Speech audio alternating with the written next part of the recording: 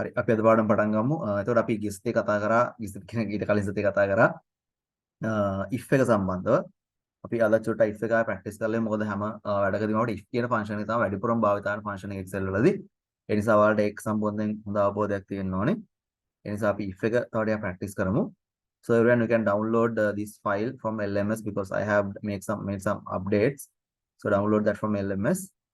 And again, today we're gonna start by if function because that's the most common and widely used function in Excel. So we'll practice that again. Right. So let's try to complete this table. Right. I think you have downloaded the file. හරි ළමයි ඔයාලා file එක download කරන්න තියෙන්නේ.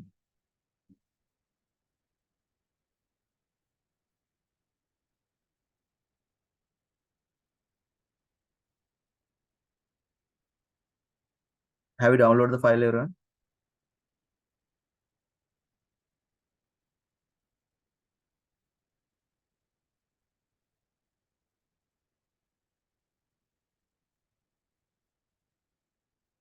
Okay. Let's continue. So first one, you have to make the full name. So we have the first name and the last name. So very easily you can type equal sign and this column combine with ampersand mark, space, and again you can add ampersand mark and the second cell. So that will concatenate the first name and the last name. So you can just use autofill handle to double click the autofill handle and complete the column. So අපිට මේකෙදි ගන්න අවශ්‍ය වෙන්නේ first name එක සහ last name එක එකතු කරලා full name එක හදා ගන්න තියෙන්නේ. අපි ඒකට පාවිච්චි කරනවා concatenate option එක අපි ඒක කතා කරා කලින්. මට මේක ලියන්න පුළුවන්. සමාන කිරීම. ඊළඟට පළවෙනි cell එක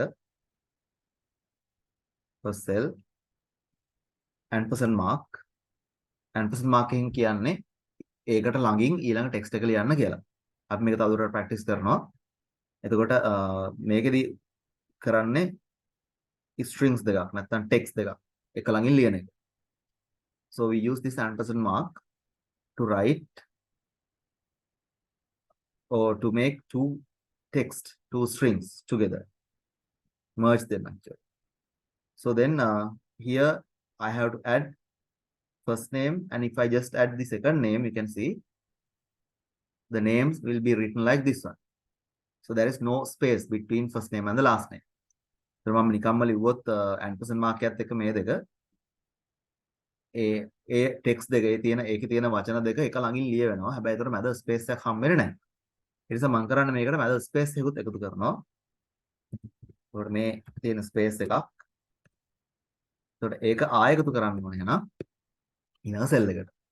ඒතර තේරුම් ගන්න ampersand mark එකෙන් කරන්නේ එකතු කරන එක text එකක්. දැන් පළවෙනි නම එකතු කරනවා space එකකට. ඒකට එකතු කරනවා දෙවෙනි නම.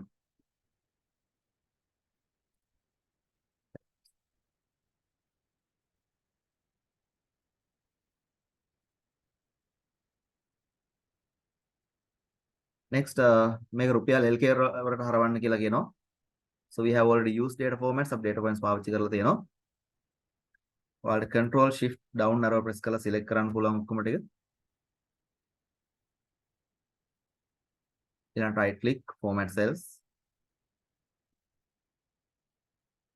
ඒක අපි currency accounting දෙකම පාවිච්චි කරන්න පුළුවන්.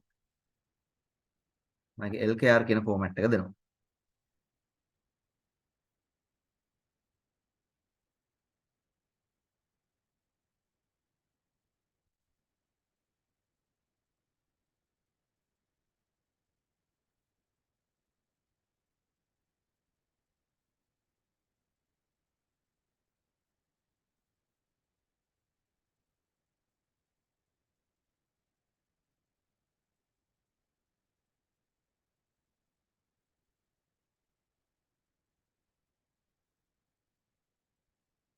So මේ hash marks එන්නේ column එක ඉඩමද නිසා. So this hash marks because the column is not enough for the text, so then I can increase the column width.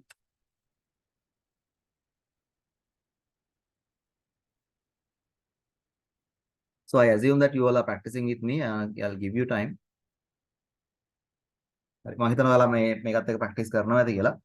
ඒ නිසා ඔයාලට වෙලාව දෙන්නම් සහ රිප්ලයි කරන්න ඔයාලා ඉවර වුණාම.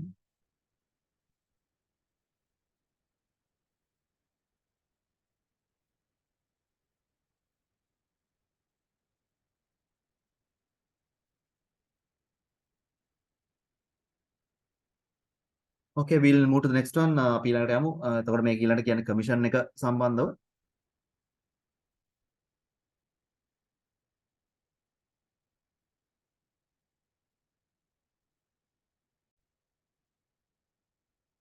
හරි. අපි ඊළඟ අවස්ථාවට යමු. ඊළඟ එකේ කියන්නේ කමිෂන් එක. අතර if එක අපි කතා කරලා තියෙනවා ඉගෙනගෙන තියෙනවා. if එක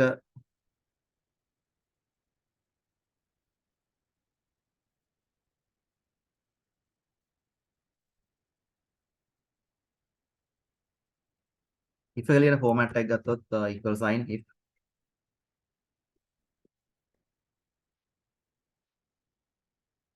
අපිට logical test එකක් දෙන්න වෙනවා. එතකොට දෙන්න පුළුවන් logical operators පාවිච්චි කරලා අපි දෙන logical condition එක. logical operators තමයි විශාලයි, කුඩයි, සමානයි, විශාල හෝ සමානයි මේ වගේ දේවල්. So we can give a logical test here. So we can using comparison operators. So those are less than, larger than, equal like that. So here the logical test is here. And after that we have to give what Excel should do if the test is passed or true.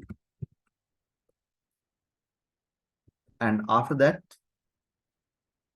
what that statement is false. එතකොට මේ තමයි අපි if එකක් ලියන structure එක. Here we have the logical test.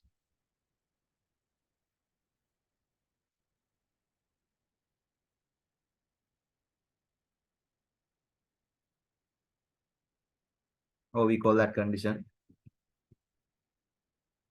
So instead of this true or false activity, we can use another if. එතන මෙතන මේ true or false කියන අවස්ථා දෙකට ඕනනම් අපිට තව if එකක් පාවිච්චි කරන්නත් පුළුවන්. එහෙම පාවිච්චි කරොත් අපි ඒකට කියනවා nested if එකක් කියලා. So we can use we can print something here, we can make calculation, or we can use another if instead of this true and false statements. මේ දෙක වෙනකොට අපිට calculation එකක් කරන්නත් පුළුවන්. නැත්නම් text එකක් print කරන්නත් පුළුවන්. එහෙම නැත්නම් තව if එකක් අරගන්නත් පුළුවන්. මේතකොට තව if එකක් පාවිච්චි කරොත් අපි ඒකට කියනවා nested if එකක් කියලා. So here you can see there are several decisions to make. අපිට ගන්න තීරණ කීපයක් තියෙනවා. 5000ට වඩා අඩු නම් 12000ට වඩා 12000 5000 අතර නම් ඊට පස්සේ 12000 15000 අතර නම් 15 20 සහ above 20. So this is the criteria. So let's try to write the equation of the function. අපි function එක ලියන්න උත්සාහ කරනවා. ඒතර අපි මේ commission එක දෙන්නයි ඕනේ. So I'm going to write equal sign if. Then this is asking for the logical test. ඒතර මේකෙදි ඊළඟට අපිට enter කරන්න වෙන්නේ logical test එක. එහෙනම් පළවෙනි එක අපිට පටන් ගන්න පුළුවන් 5000ට වඩා අඩුයි කියන තැන. එහෙනම් මම කියනවා මේ cell එක කුඩයි 5000. කමා ඊළඟට එනවා value if true. මේ කතාව හරිනම් මොකද්ද කරන්න ඕනේ කියන එක. ඒතර කලින් අපි කරේ grade එක print කරපු එක A B C කියන විදිහට. එතකොට මෙතනදී අපිට තියෙන්නේ ගාණක් හදන්න. එහෙනම් if එක ඇතුලේ හරිනම් කරන වැඩේ විදිහට ගාණක් හදන්නත් පුළුවන්. text එකක් print කරන්නත් පුළුවන්. තව if එකක් පාවිච්චි කරන්නත් පුළුවන්. So in previous examples we print things like A, B, C, pass, fail, those things we printed. So here what we have to do, we have to make a calculation. So in this argument that value if true, we can use a calculation or equation there also. So then I'm going to type, we have to find the commission. So it's 5%. So I can just multiply this by 0.05 or 5%. I can use the percentage mark. Comma. After that, if false. If false means the sale is less than 5,000. ඊළඟට අපිට තියෙන්නේ මේක වැරදි නම් කරන්න තියෙන වැඩේ. එතකොට ඒ කියලා කියන්නේ මේ තියෙන sale එක 5000ට වඩා අඩු නම් මොකද කරන්න කියන එක. අඩු කියන එක නෑ. මේ 5000ට වැඩි නම් මොකද කරන්න කියන එක. ඒතර අපි මෙතන ලිව්වා අඩු නම් කරන වැඩේ සහ ඊළඟට ලියනවා අපි මේක 5000ට වැඩි නම් මොකද කරන්න ඕනේ කියලා. ඒතර 5000 වැඩි නම් අපිට එකපාර තීරණයක් ගන්න බෑ. තව තියෙනවා 12000 15000 20000 තව සීමා තියෙනවා. So we can take a decision at once because there are other ceiling values as well. So then again we have to think or we have to check whether this value is between 12,000 and 5,000. Initially we check this is less than 5,000. So if the condition false means the value is larger than 5,000. Then again we have to check with the next ceiling value. එතකොට මේ අපි ඉස්සලාම check කරේ 5000ට වඩා මේ sale එක අඩුයිද කියන එක. මේක අඩු නම් අපි කෙලින් මේක වැඩි කරා 105න්. එහෙම නැත්නම් අපිට බලන්න වෙනවා දැන් මේක 5000යි 12000යි අතරද කියලා. එතකොට අපිට මෙතනදී 5000ට වඩා වැඩිද කියලා බලන්න අවශ්‍ය වෙන්නේ නැහැ. හේතුව තමයි දැන් මේක false කියන තැනට එන්නේ 5000ට වඩා වැඩි නිසා. So we don't have to check again whether this value is larger than 5,000 because the statement or the logical test false means because we are testing it's less than 5,000. So logical test false means it's larger than 5,000. So we can directly check whether whether the value is less than 12,000. එහෙනම් අපිට ඊළඟට කෙලින්ම බලන්න පුළුවන් මේක 12000ට අඩුද කියලා. එහෙනම් if එකක් පාවිච්චි කරන්න වෙනවා. if මේ තමයි value එක sale එක. දැන් බලනවා අපි මේක කුඩයි 12000. හරි මේ කතාව හරිනම් එයාට කමිෂන් එකක් හම්බ වෙනවා 108ක. දැන් මේක වැඩි කරන්න වෙනවා අපිට 108ෙන්.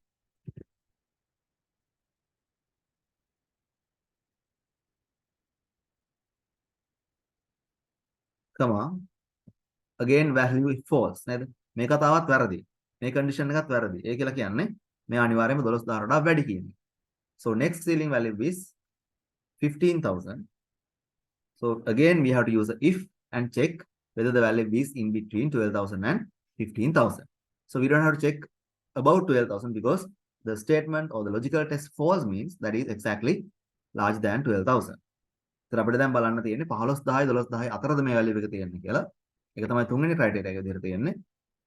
එතකොට එතනදී අපිට බලන්න අවශ්‍ය නැහැ 12000ට වැඩිද කියලා. මොකද මේ logical test එක අපි මෙතන පාවිච්චි කරන logical test එක වැරදි කියලා කියන්නේ මේක 12000ට වඩා වැඩි කියන එක. එහෙනම් අපිට කෙලින්ම ඊළඟට බලන්න පුළුවන් ආයෙත් if එකක් පාවිච්චි කරලා අපේ sale එක උඩයිද 15000ට කියලා. මෙහෙම බලන එකෙන් වෙන වැඩේ තමයි මේක 15000 සහ 12000 අතරද කියලා බලන එක. Right. Then we can check the value or the sale is less than 15,000, comma. Then if this statement is correct, that means the value is in between 15,000 to 12,000. මේක හරිය කියලා කියන්නේ එහෙනම් value එක තියෙන්නේ 12000යි 15000යි අතර. එහෙමනම් මෙයාට අපි දෙනවා 110ක discount එක. වැඩි කිරීම 110යි. comma. Then again if false අපිට තවමත් decision එකක් ගන්න බෑ. හරියට තව අවස්ථා දෙකක් තියෙනවා. 20000යි 15000යි අතර සහ 20000ට වඩා වැඩිද කියන්නේ. So again we have to take another decision whether the value is in between 15,000 and 20,000 or above 20,000. So මේ decision එක අපිට ගන්න වෙනවා.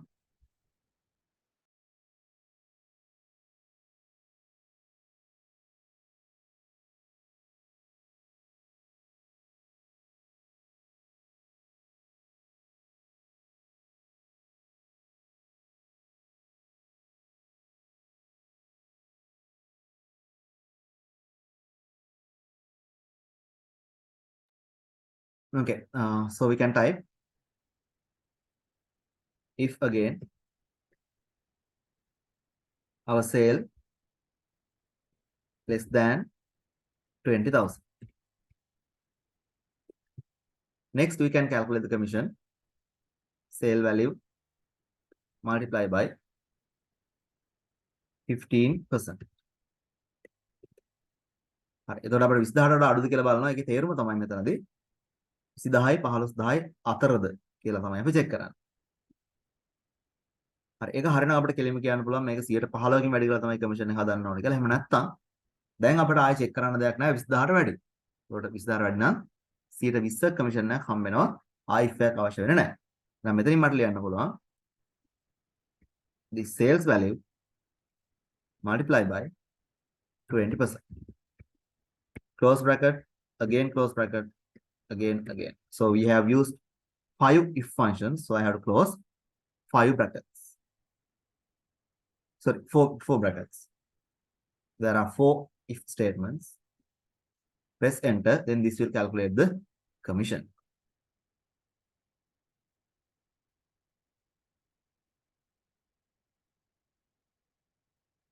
Right, you can see the equation here of the function. So we have used nested if.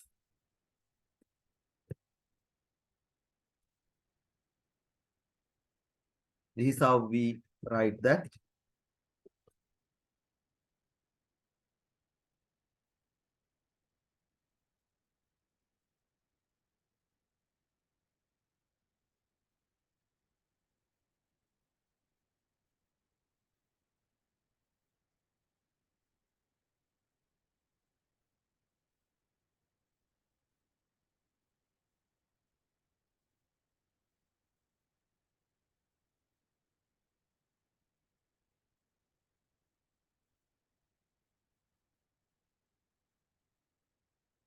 Right. So the main if function is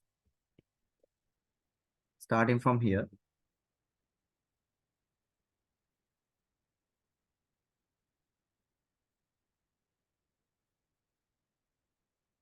So this is the main if function.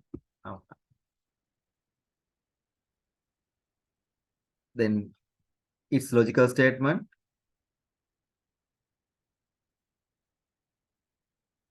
And after that, this is the thing to do if the value is true.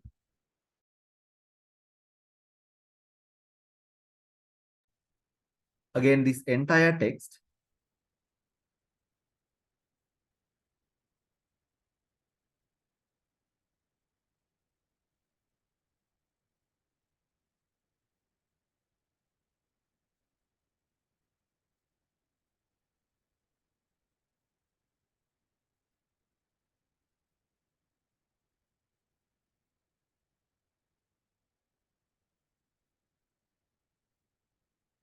right? And this entire statement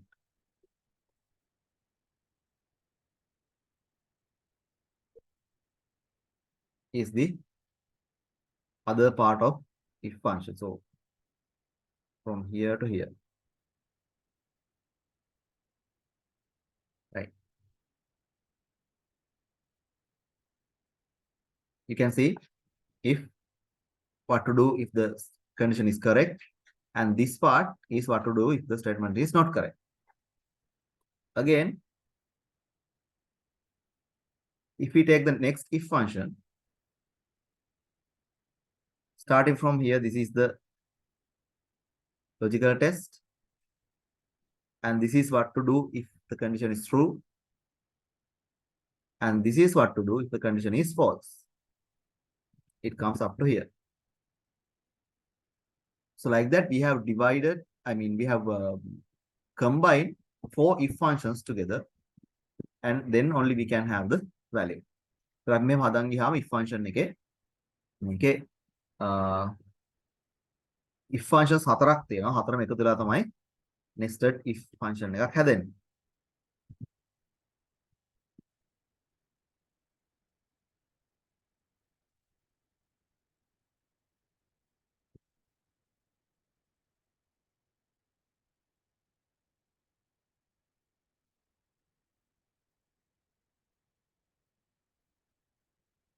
Okay, now we can see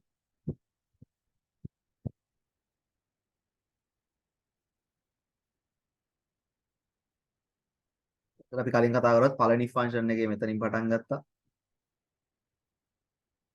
Next, what to do if true. මෙතන ඉඳන් මෙතෙන්ටම මේක වැරදි නම් කරන වැඩේ තමයි තියෙන්නේ. ඒ කියන්නේ මේ logical test එක වැරදුණා. ඊළඟ if function එක මෙතනින් පටන් ගන්නවා. ඒකේ logical test එක.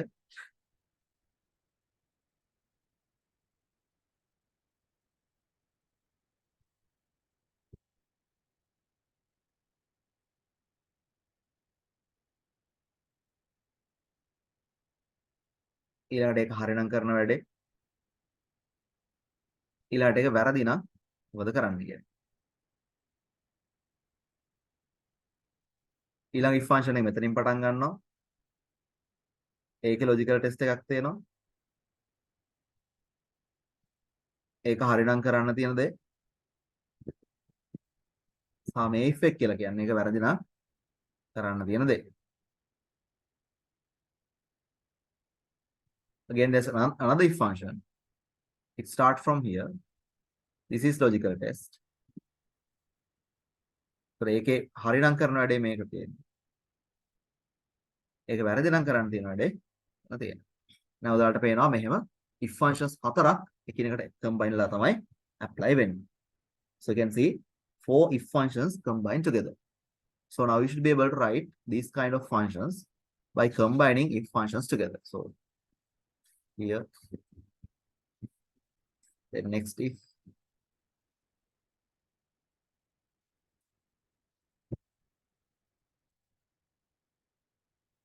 okay.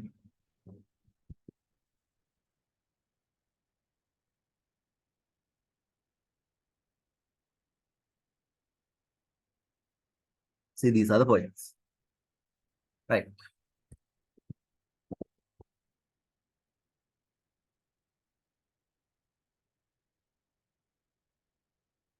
Okay, I think you got the point. So how we can use the if function? මම හිතනවා ඔයාලට පැහැදිලි ඇති if function එක පාවිච්චි කරන විදිය. ඒතකොට ඒක හරියම වැදගත්. මොකද if function එකේදී if function තමයි වැඩිපුරම Excel වල ලියවෙන්නේ. සහ නිතර මේක ප්‍රැක්ටිස් කරන්න හරියට තේරුම් ගන්න. හරි. මම හිතනවා ඔයාලා කම්ප්ලීට් කරගන්න ඇති සහ ප්‍රශ්න නැතුව ඇති කියලා. අපි ඉස්සරහට යමු. ඊළඟ if function එකත් එක්ක සම්බන්ධ වෙනවා and සහ o කියලා functions දෙකක්. අපි ඊළඟට කතා කරන්නේ මේ and සහ o කියන functions ගැන.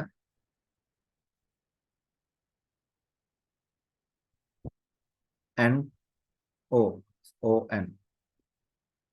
ඒතර මේ functions දෙකෙන් කරන්නේ logical test එකක් comparisons කීපයක් මත සම්බන්ධ කරලා අපිට ගන්න පුළුවන්. So we can take a logical decision by combining several conditions. So and o there are meanings. Let's see what are those meanings first. හරි and සහ o ගත්තාම මේවට meanings තියෙනව වෙන වෙනම. ඒතකොට and කියලා කියන්නේ සහ කියන එක අපි ඉස්සලාම o එකෙන් පටන් ගමු ඕනේ තියෙන නිසා. ඒ කියන්නේ ho අපි සිංහලෙන් කියන ho කියලා. Oh, that means if we consider two conditions, if even one condition is correct, the O function will give true. You can see here.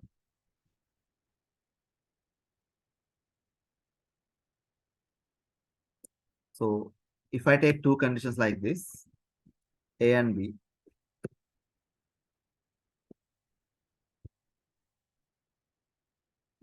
so A function can be true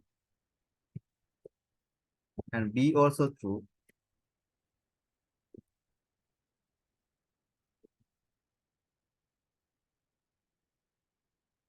And this can be true and this is false.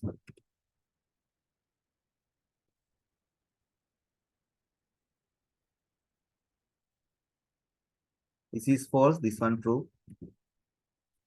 And both of them are false.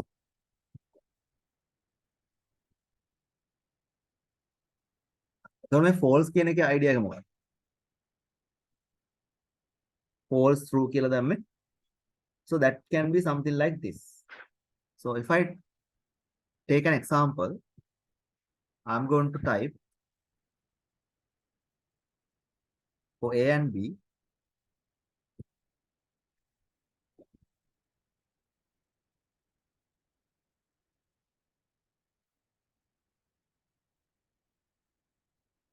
Two larger than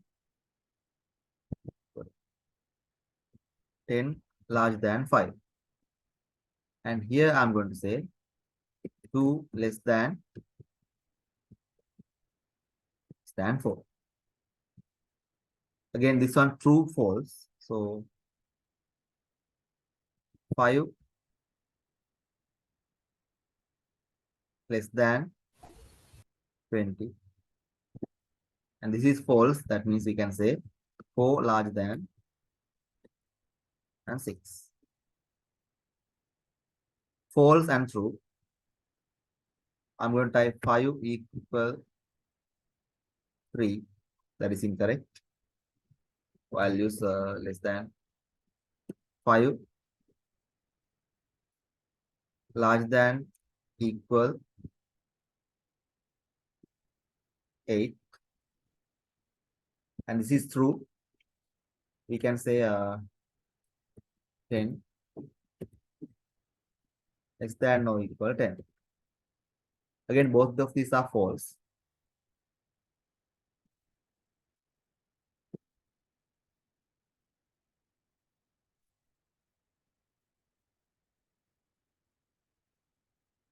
Okay, so children, you can understand now. So here, this is how the condition comes. These are the comparison operators and conditions. So you can see the first statement, 10 larger than 5, that is correct, true. 2 less than 4, that is also correct.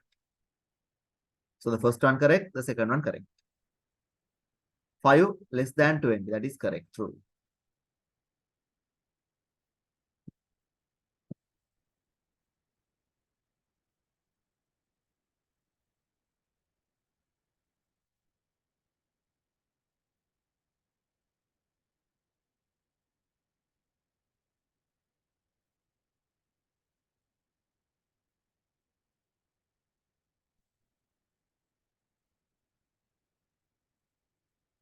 Next one, false and true.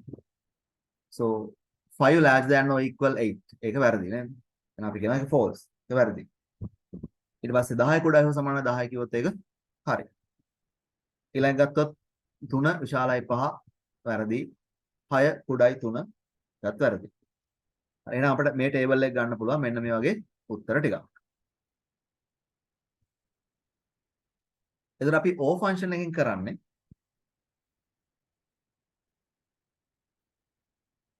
එකක් හරි හරිනම් output එක හරි කියලා දෙනවා. So what this O function do, that will give the answer as correct or true even one of these conditions are true. එහෙනම් මේකදී අපිට ලැබෙන්න ඕනේ මේ දෙකම හරි. එහෙනම් උත්තරේ හරි.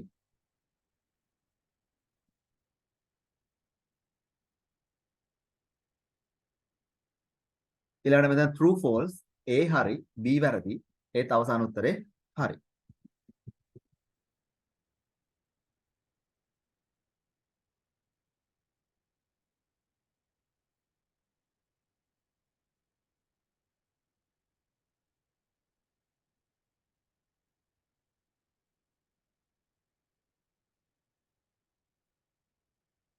false true මේක වැරදි මේක හරි. ඒත් අවසාන උත්තරේ හරි. මොකද අපි එකක් හරි හරි නම් අවසාන උත්තරේ හරි කියලා තමයි කියන්නේ. false false දෙකම වැරදි. එහෙනම් මේක විතරක් වැරදි වෙනවා.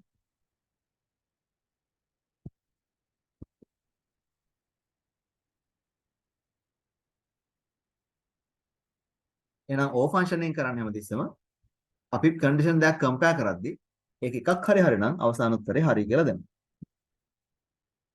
So instead of if function, if logical test of the if function, we can use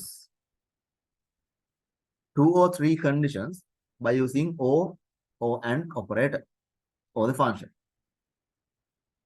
හරි. එහෙම නැත්නම් අපිට කරන්න පුළුවන් දේ තමයි දැන් O එක පාවිච්චි කරලා අපිට මෙහෙම conditions දෙකක් තිබ්බොත්. ඒ දෙකෙන් එකක් හරි සිද්ධ වෙනවා නම් අපේ අවසාන උත්තරේ හරි විදිහට බාර ගන්න අපිට පුළුවන්. හරි. අපි උත්සාහ කරමු දැන්. අපිට අහලා තියෙනවා increment should be years only for employees who have sales calls more than 25 or total sale more than 20,000 and no for others. එහෙනම් මේකෙදි කියනවා අපිට මේ sale report එකක් තියෙන මෙයාලට මේ ගෙවන increment එකක් සම්බන්ධව. එතකොට එයාලට calls, ඒගොල්ලෝ calls අරන් තියෙනවා නම් 25කට වඩා එයාලට increment එක හම්බ වෙනවා. ඒතර අපිට නම් මේකේ years කියලා print වෙන්න ඕනේ increment එක හම්බ වෙනවා කියන්නේ. ඒගොල්ලෝ sales කරලා තියෙනවා නම් 20000ට වඩා ඒත් එයාලට ඉන්ක්‍රිමන්ට් එක හම්බ වෙනවා. එහෙනම් එතකොට calls 25ට අරන් තිබ්බොත් එහෙම නැත්නම් sale එක 20000ට වඩා කරලා තිබ්බොත් increment එක years වෙන්න ඕනේ. So we have to check two conditions. One is sale calls must be greater than 25. They should have taken 25 sales calls, and again the sale should be more than 20,000. So there are two conditions. Even one condition is correct, this person is going to have the increment. මේ කියන දේ එකක් හරි හරිනම් මෙයාලට increment එක හම්බ වෙනවා. ඒ නිසා අපිට ලියන්න පුළුවන් සමානයි if දැන් මේ logical test එක අපි කලින්ම ලිව්වනේ මේ cell එක කුඩයි මෙහෙම කියලා. දැන් එහෙම ලියන්නේ නැහැ. So we have to use the O function here. O එකකින් තමයි අපි logical test එක combine කරගන්නේ. නැත්නම් conditions කීපයක් තියෙනකොට ඒක combine කරගන්න. O logic 1 logic 2. So then first condition of the logical test is sales calls more than 25, larger than 25, comma second test is total sale larger than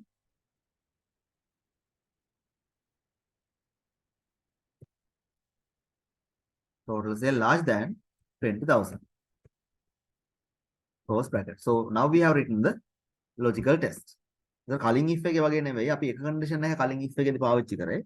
හැබැයි අපිට OR එක පාවිච්චි කරලා conditions කීපයක් එහෙම එක දිගට use කරන්න පුළුවන්. ඒතර මේ දෙන conditions එකක් හරි හරි ගියොත් මේ condition එකක් හරි ගියොත් අපිට මේකෙදි years කියලා උත්තරේ හම්බ වෙනවා.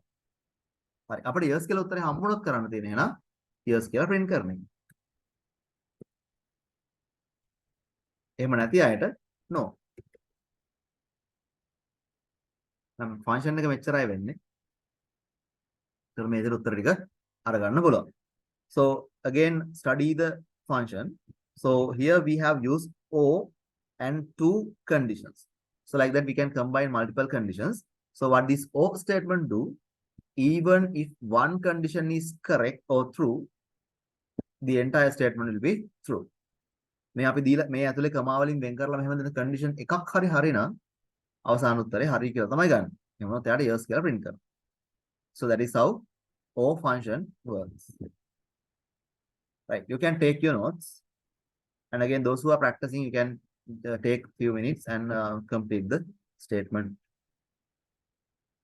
complete the activity, right?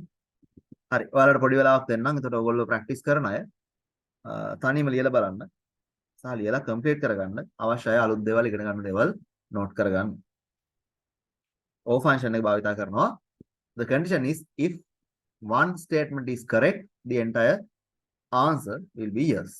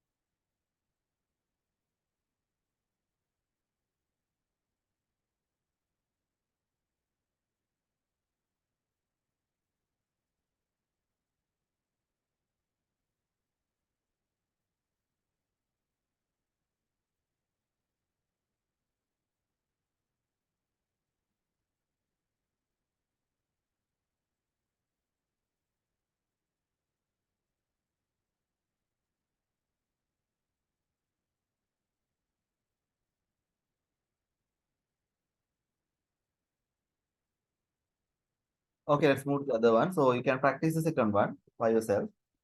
So this one says Result should be passed only for the students who have obtained more than 70 for the final project or more than 50 for final exam. Others should get fail. එහෙනම් මේගොල්ලන්ට ලකුණු වගේක් තියෙන ළමයි කීප දෙනෙක්ගේ so this final project mark ටික තියෙනවා ලකුණු ටික තියෙනවා final exam marks තියෙනවා. එතකොට අපිට කියනවා final project එකට 70ට වඩා අරන් තියෙනවා නම් හරි. එහෙම නැත්නම් ඒ final exam එකට 50ට වඩා අරන් තියෙනවා නම් මේක නා pass.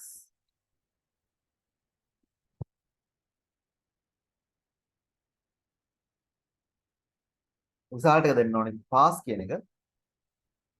මේකට 70 වැඩි නම් මේකට 50ට වඩා වැඩි. එතකොට මේ කියන්නේ දෙකෙන් කෝකක් පාස් හරි කියලා තිබුණත් අවසාන උත්තරේ 50 කියලා තමයි දෙන්න වෙන්නේ. sorry පාස් කියලා තමයි දෙන්න වෙන්නේ. හරි එහෙනම් අපිට use කරන්න වෙන්නේ OR කියන function එක. so everyone we have to give pass mark if the student is pass final project or final exam. So then we can use the OR function. So then if the student has obtained 70 marks for final project, then also he or she will get a pass mark. Again, if the final exam mark is less than 50, even the final project marks is less than 70, they will get a pass mark. So like that, we can combine two conditions by using OR function. The OR function එක පාවිච්චි කරලා අපිට conditions දෙකකට වඩා වැඩි ගාණක් combine කරන්න පුළුවන්. හැබැයි ඒවා එකක් හරි ගියොත් උත්තරය අවසානයේ හරි කියලා දෙනවා. Okay, I'll give you a few minutes so you can just complete the result. You have to use AND function combined with the if.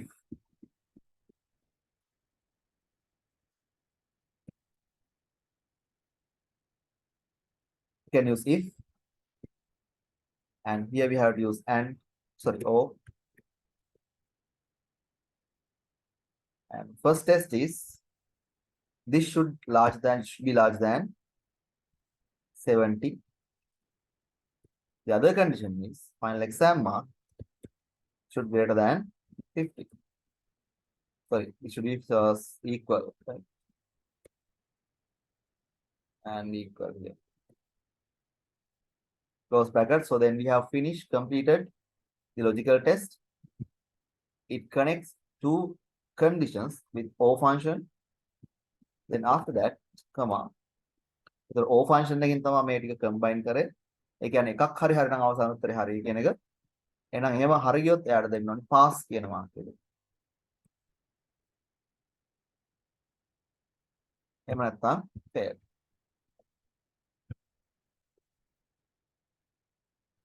දැන් අපිට ඒ විදිහට පුළුවන් OR function එක පාවිච්චි කරන්න if function එකත් එක්ක එකතු කරලා.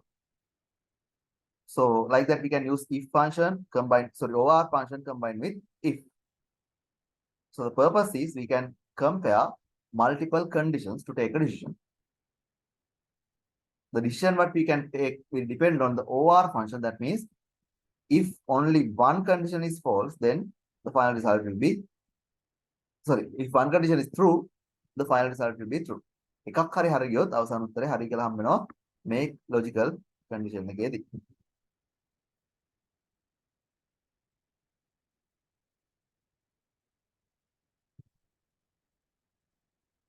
Okay, you can take down notes and again you can try.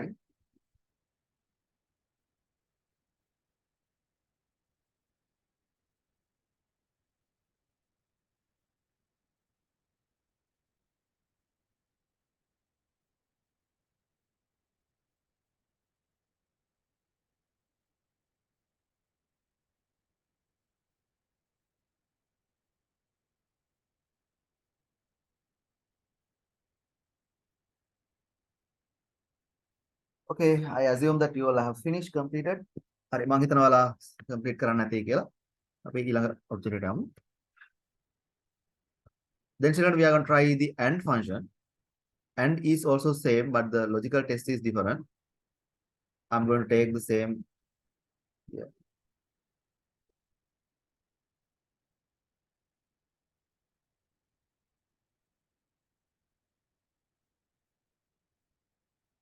Okay, so here we are going to test the AND function. So, and the logic is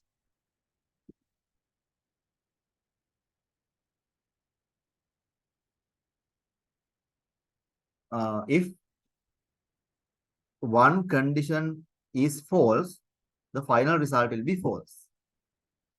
Condition එකක් හරි false වුණොත් අවසාන උත්තරේ false වෙනවා. In O function, if one condition is true, the final result will be true. In AND function, if any of the conditions is false, the final result will be false. So මේක එකක් හරි වැරදි කියලා ආවොත් අවසාන උත්තරේ වැරදි කියලා තමයි අපිට හම්බ වෙන්නේ. ඒ තමයි AND function එක. සහ කියන එක සිංහලෙන් කිව්වොත් අපි සහ කියන කයවත. and අපි බලමු එතකොට මේකේ උත්තර ටික. මේ ටික තමයි තියෙන්නේ true false මේ කතාව.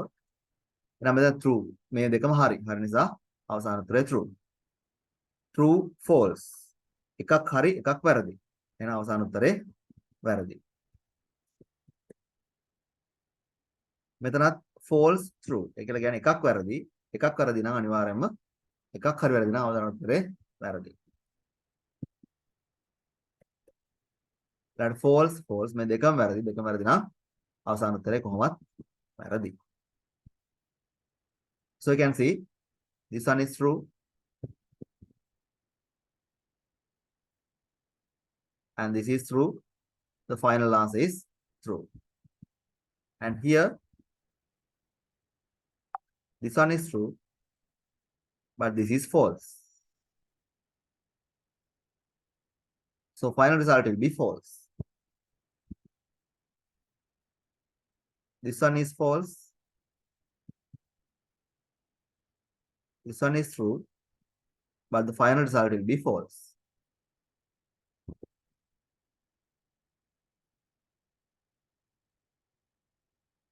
And this one false, this one false. Again, the final result will be false.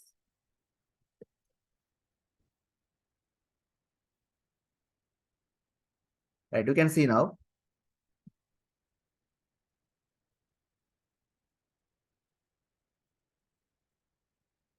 But if we can consider AND, right? So let's see what will happen with OR. Just we consider AND function. Let's see what happened with OR. අපි ආයෙ පාරක් OR එකත් කතා කරමු. ඒකට ඔයාලට පැහැදිලි වෙයි. මේක OR වුණොත් OR එකෙන් කියන්නේ එකක් හරි හරිනම් අවසාන උත්තරේ හරි කියන එක. ඒතර මේකේ එකක් තියෙනවා හරි. මේකෙත් එකක් හරි තියෙනවා. මේකෙත් එකක් හරි තියෙනවා. මේ තුනම හරි. ඔය එකෙන් කරන්නේ ඔය දෙන්නේ ඔයගේ output එකක්. Okay, let's move to the activity. හරි අපි ඒතර activity එක බලමු. දැන් මොකද තනියම ලියන්නත් පුළුවන් OR එක භාවිත කරපු විදියමයි කිසිම වෙනසක් නැහැ. ඒතර මේක කියනවා provide an increment of 15% for sale personnel only if they are in the range of minimum and maximum values in the criteria. If not display not eligible නේද? ඒතර මෙයාලගේ minimum 1000යිලු maximum 20000යිලු. එහෙනම් මෙයාලගේ sale එක මේ දෙක අතර නැත්තම් ඒ කියන්නේ වැඩි වුණත් increment හම්බෙන්නේ නැහැ අඩු වුණත් increment හම්බෙන්නේ නැහැ 10000 20000 අතර තියෙනවා. So the increment will be 15% if the value or the sale is in between 10,000 and 20,000. එහෙනම් අපි දෙතර බලන්න වෙනවා දැන් මේ තියෙන sale එක 10000ට වැඩිද එහෙම නැත්නම් 20000ට අඩුද කියලා. ඒතර එතනත් condition දෙකක් තියෙනවා අපිට. ඒ condition දෙකම හරියනවා නම් විතරයි අපි මෙයාට increment එක දෙන්නේ. So we have to check two conditions. One is larger than 10,000, the other one is less than 20,000. So only if these two conditions are satisfied or true, then only the increment will be given. So then in those cases, we have to use AND function. Right, AND function combined with if. So ඒ වගේ අවස්ථාවලට පාවිච්චි කරන්න වෙනවා.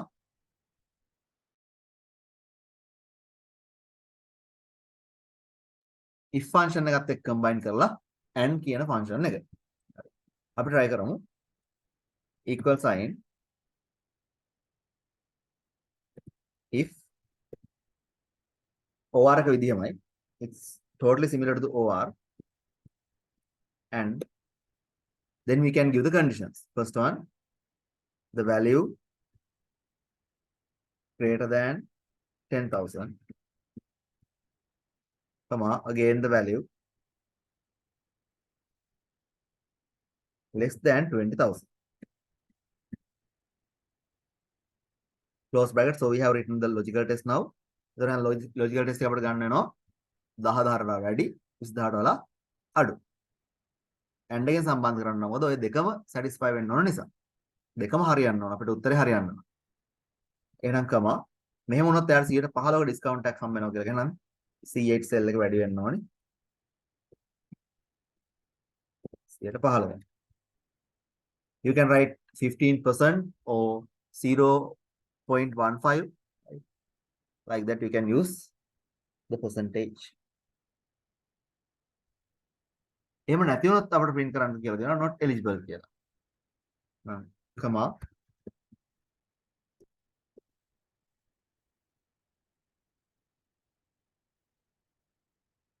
close bracket. හරි එහෙනම් එතකොට මේ value එක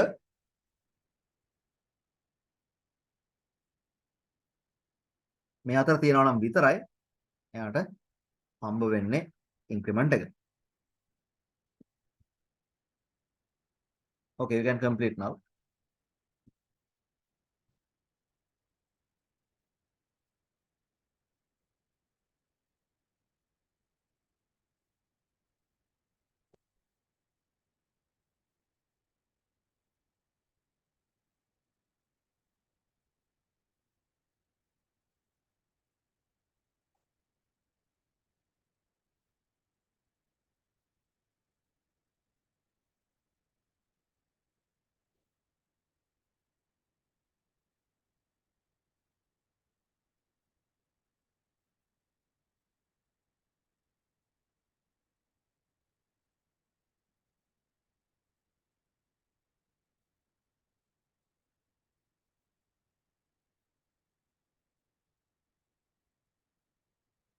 Okay, we can go to the next one.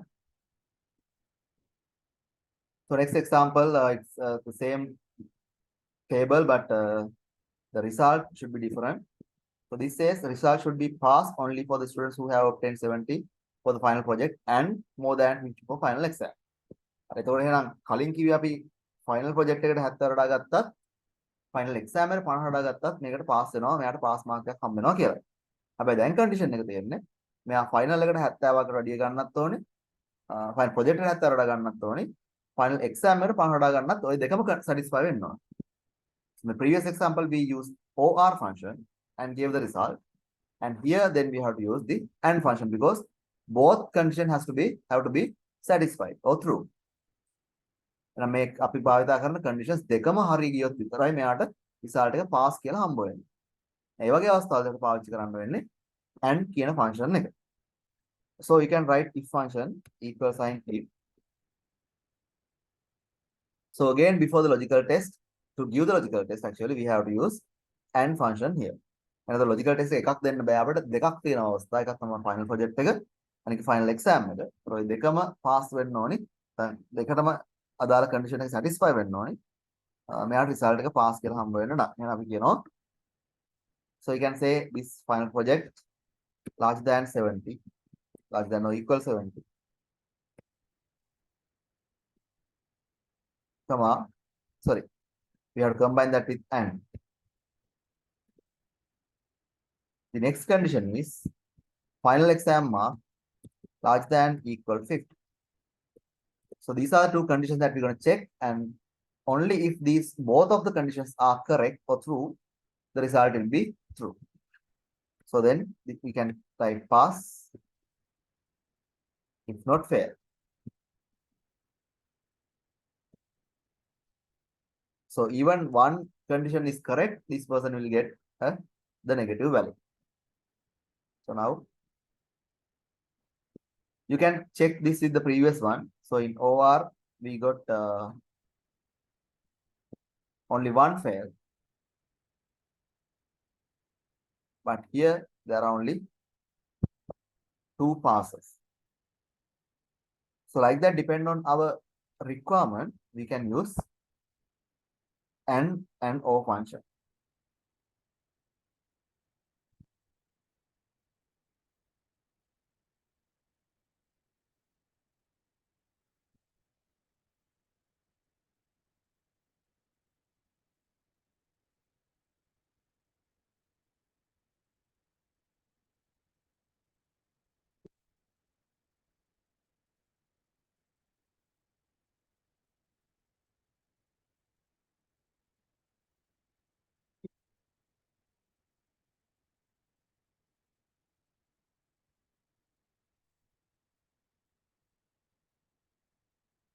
Okay.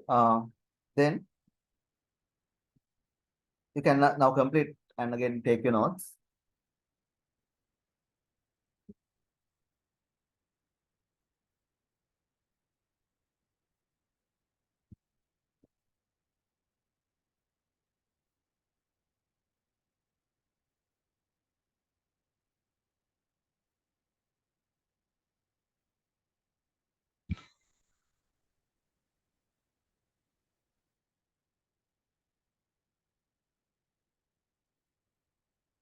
Okay, assume that you have completed the task. I'm going to move to the next one. හරි ඔයාලා සම්පූර්ණ කරන්න නැති කියලා හිතලම මම යනවා ඊළඟට.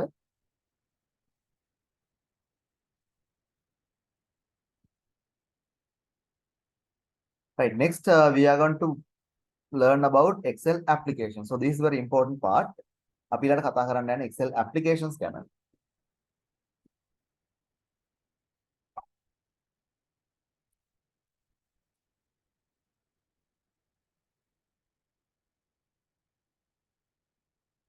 මේවට අපි කියනවා interactive applications කියලා. So we call these interactive applications because now we are going to give a value in real time. So these are dynamic applications actually. So we are going to give a value and our Excel sheet will give the result. So previous one you can see the table is there. All the values are here and then we can see the result. So these are static tables, static application, static pages, because we are not going to give real-time interactive replies with this Excel sheet. It does contain the data. So here in lookup, using lookup, VLOOKUP functions, we can insert some values and we can get the result. So you can see, children, the data is not given. Only the criteria is here. So ඔයාලා මෙතන බැලුවොත් කිසිම data එකක් අපිට දීලා නැහැ. මේක තියෙන criteria එක විතරයි. හැබැයි අපිට source එක නේද mark කියනවා මේක. ලකුණු ඇතුළත් කරන්න තරක් තියෙනවා. හැබැයි අපිට කාගේවත් ලකුණු දීලා නැහැ. එහෙනම් ඕනම ස්ටුඩන්ට් කෙනෙකුට පුළුවන් තමන්ගේ ලකුණ මෙතෙන් enter කරාට පස්සේ එයාට හම්බෙන grade එක මොකක්ද කියලා බලා ගන්න. So the criteria is given but there are no data here, no marks. So anyone can enter their mark to this cell and they can check their grade. So those kind of applications we call interactive dynamic applications. So dynamic කියලා කියන්නේ ඒ වෙලාවේ අපිට අපේ දත් ඇතුළත් කරලා අදාළ ප්‍රතිඵලය ගන්න පුළුවන්. හරි අපි බලමු කොහොමද කරන්න කියලා. lookup function එකේදී එයා ඒකෙත් බලාපොරොත්තු වෙන කොටස් තුනක් තියෙනවා.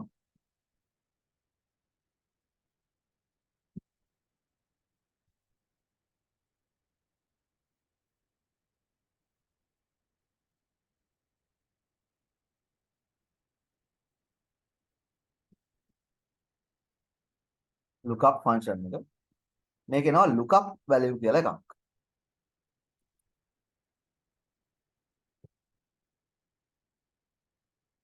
ඊළඟට අපිට කියනවා lookup vector.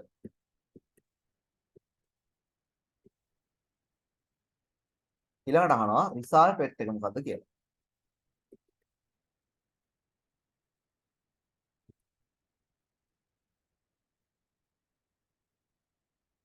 මේ තමයි අපිට අපෙන් අහන නැත්නම් මෙයා අපෙන් ඉල්ලන data ටික. So these are the data that lookup function requests from the user. First one is lookup value. lookup value කියලා කියන්නේ අපි මෙයා කොතනද value එක සඳහා බලන්න ඕනේ තැන. So lookup value what is the place we going to enter the value. අපි සාමාන්‍යයෙන් අගයක් දාන්න යන්නේ කොහෙද? lookup vector එක කියලා කියනවා මෙයා ගිහිල්ලා ඒ අගය අරන් ගිහිල්ලා කොතනද බලන්න ඕනි අදාළ ප්‍රතිඵලය ගන්න. result එක කියලා තියෙනවා ඒකට match වෙන තැනක් හම්බුනහම අපිට result එක ප්‍රතිඵලය ගෙන්න ඕන කොතනින්ද කියලා. So lookup function has three parameters arguments. One is lookup value. So that means where we going to enter the actual value. Lookup vector means by taking that value and where to compare. Lookup vector. Again, result vector means by comparing that with different values, what is the result ultimately this should show. මෙයා පෙන්නන්න ඕනේ අවසානයේ value එක මොකද්ද මෙහෙම කට තේරෙන්නේ නැති වෙයි ඔයාලට බලමු මේ එක්සැම්පල් එකක් එක්ක. හරි. ඒතකොට මේක අපිට දීලා තියෙනවා lower value and upper value. 0.39 අතර නම් F result එක F වෙනවා. 40යි 49 අතර නම් E. 50යි 59යි අතර නම් D. 60යි 69 අතර C. ඒතකොට මේකට අපිට criteria එක. එහෙනම් කොහෙවත් ලකුණු දීලා නැහැ. අපි තුමාට තියෙන ලකුණු තියෙන 55ක් කියලා. එහෙනම් මට දැන් මේක හරහා ගිහිල්ලා බලන්න වෙනවා 55 හුවෙන්නේ කොන රෝ එකටද? එහෙනම් D එකක් තමයි තියෙන්නේ. So like that I can manually check. So to do the same thing in Excel automatically we use lookup function. ඒ විදිහට මේකේ මේ අතරමැද්ද කොහාටද මේ value එක අදාළ වෙන්නේ කියන එක හොයාගන්නයි පාවිච්චි කරනවා lookup value එක. තව එකයි ෆන්ක්ෂන් එක තේරුම් ගන්න උත්සාහ කරමු. මම කියවා ෆන්ක්ෂන් එකේ කොටස් තුනක් තියෙනවා කියලා. පළවෙනි එක lookup value එක, ඊට පස්සේ lookup vector එක, ඊළඟට result vector එක. So there are three conditions. Sorry, three arguments parameters. එහෙනම් අපි දැන් ෆන්ක්ෂන් එක ලිව්වොත් මම ලියනවා මෙහෙම. දැන් මට මේ grade එක පෙන්නන්න ඕනේ තැන තමයි මෙතන නේද? This is the cell where I am going to enter my mark. And in this cell the Excel sheet should show me the result or the grade. එහෙනම් මේ criteria එකට අනුව මම මෙතන මගේ මෙන්න මේ සෙල් එකේ මගේ ලකුණු ගාන දැම්මම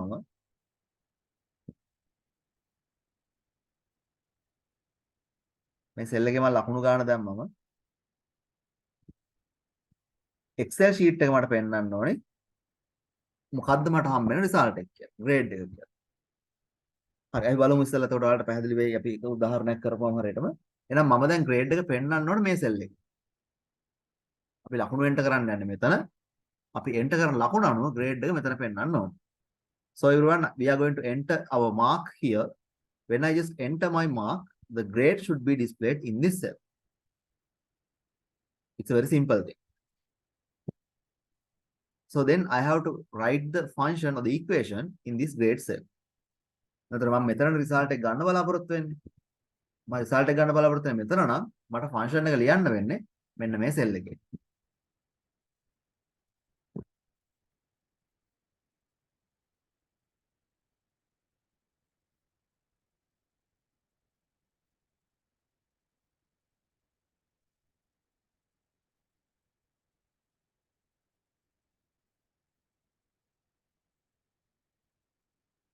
හරි මම ලියනවා එහෙනම් equal sign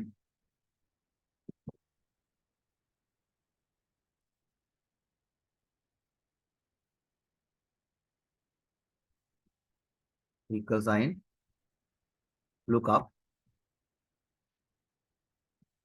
ඉස්සලා මානේ lookup value එක. එහෙනම් අපි marks enter කරන්න යන්නේ මෙතන. මෙන්න මේ cell එකේ. මේක තමයි lookup value එක වෙන්නේ. ඒක හරියට ඒක තේරුම් ගන්න. අපි කොහෙද අපේ දත්තය දාන්නේ? ඒක තමයි lookup value කියලා කියන්නේ. So where are we going to insert our data? That place is the lookup value. එහෙම නැත්නම් අපිට කෙලිම data එකක් දෙන්නත් පුළුවන්. මොකක්ද අපි මෙයා අරන් ගිහිල්ලා බලන්න ඕනේ දේ මොකක්ද? What to check is lookup value. Then comma. Next one lookup vector. So lookup vector is where to check. Lookup vector එක තමයි ඊළඟට ඉල්ලන්නේ. දැන් lookup vector කියලා කියන්නේ මොකක්ද? මේ දාන අගේ අරන් ගිහලා කොහෙද බලන්න ඕනේ? දැන් එයා බලන්න ඕනේ මෙන්න මේ data ටික අතරනේ. මෙන්න මේ criteria එක තමයි බලන්න ඕනේ. 0.39 40 39 50 59 ඔව් අතර තියෙනවද කියලායි බලන්න තියෙන්නේ.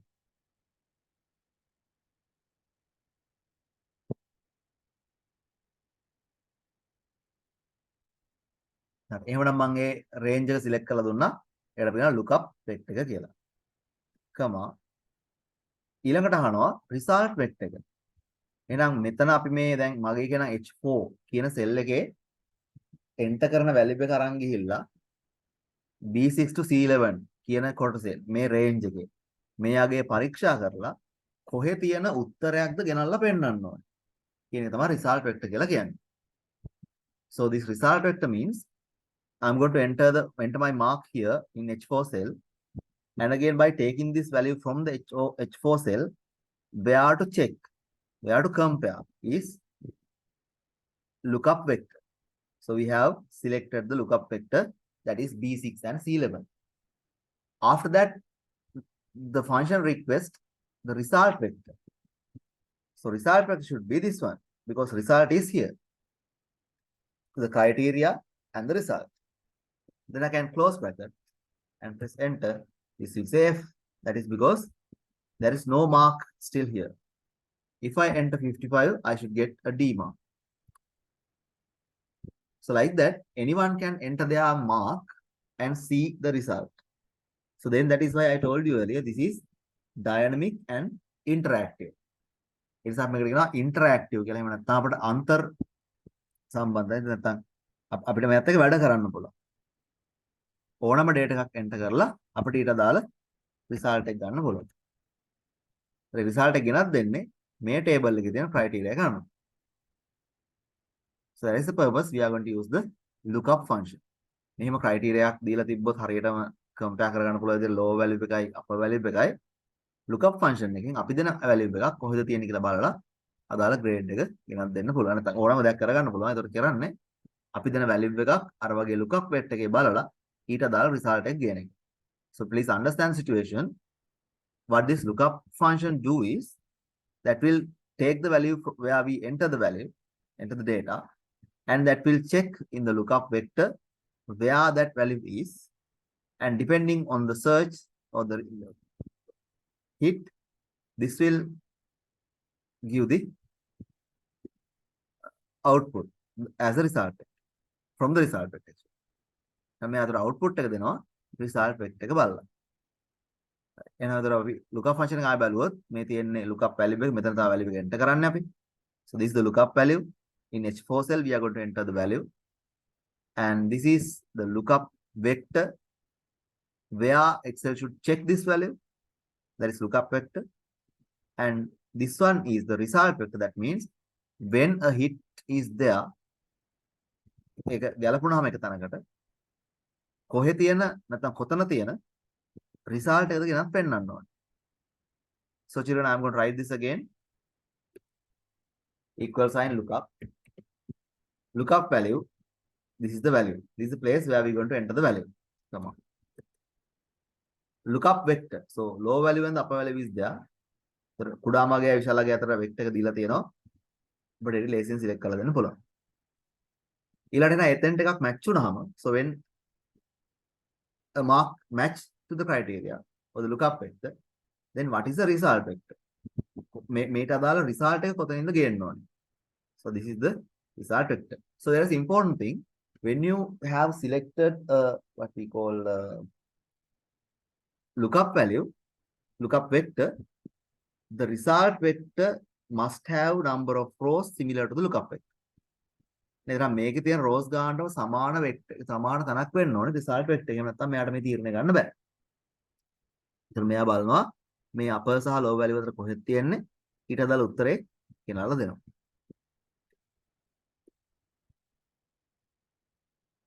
එහෙනම් අපිට බලන්න පුළුවන් මම enter කරන value එක ගන්නවා. මෙතන උත්තරේ වෙනස් වෙනවා.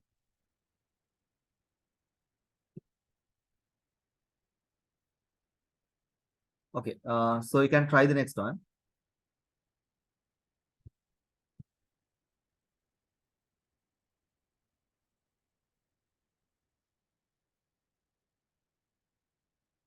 දෙවෙනි උත්සාහ කරන්න ඔයාලා.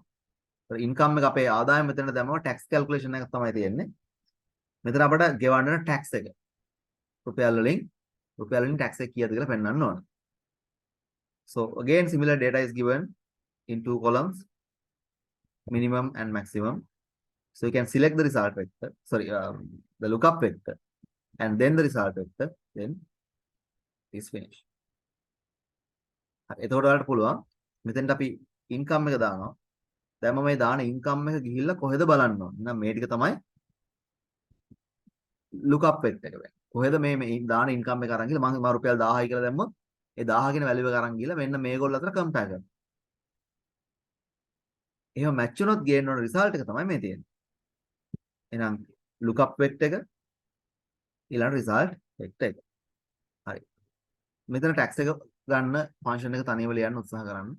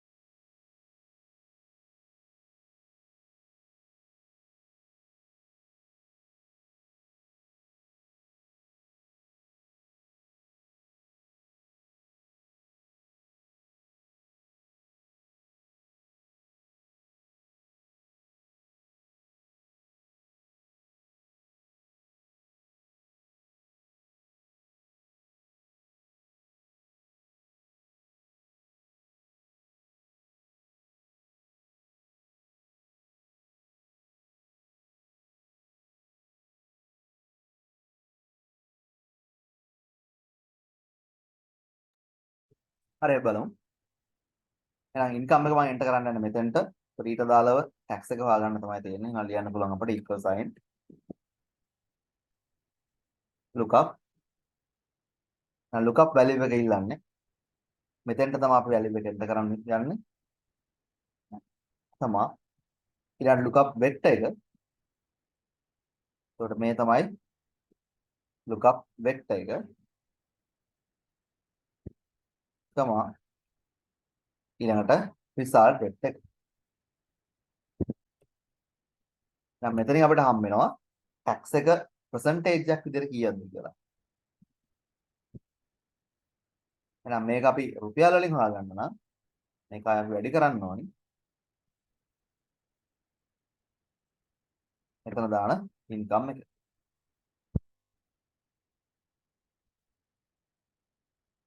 ඒතකොට මම දැම්මොත් මට tax income එක තියෙන්නේ ලක්ෂයයි කියලා. එහෙනම් tax එක 20000ක් කැපෙනවා කියලා වැටෙනවා. අපි හිතමු ඉන්කම් එකේ තියෙන රුපියල් 10000යි කියලා.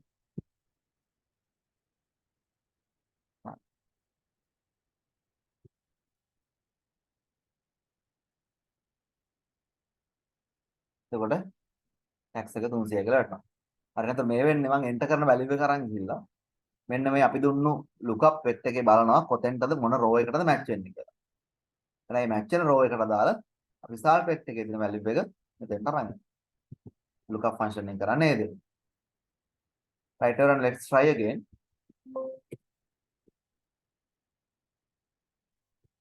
So what we are going to do is we are going to find the text according to the income that someone going to enter here.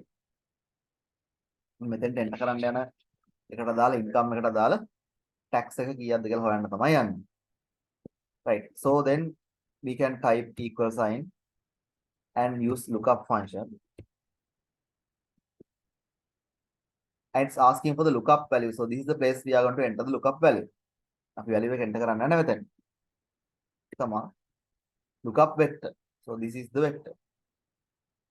which has the minimum and maximum values in the criteria. ඊළඟට අපි අහන්නේ result vector එක. දැන් මේකේ මොකක් හරි මේ අපි මෙතෙන්ට enter කරන value එක, the value that we going to enter here when it match a row, then the relevant value in the result vector will be shown here.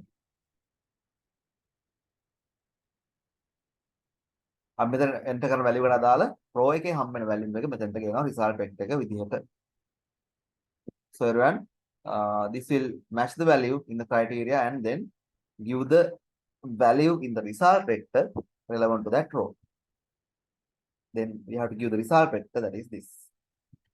We can close the bracket and this will give only the percentage. So we have to multiply this again with the salary or the income to get the actual value.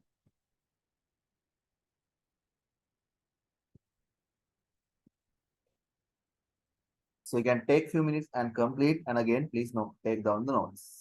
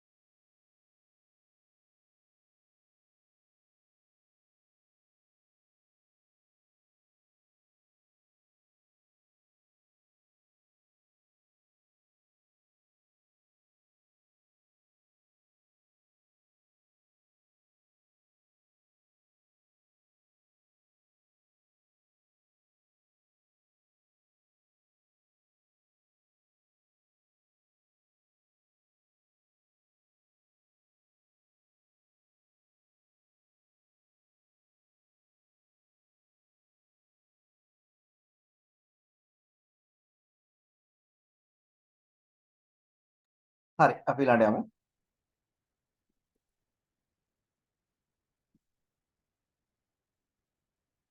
අපි දැන් functions කතා කරනවා මෙතනදී lookup, vlookup සහ hlookup කියන functions.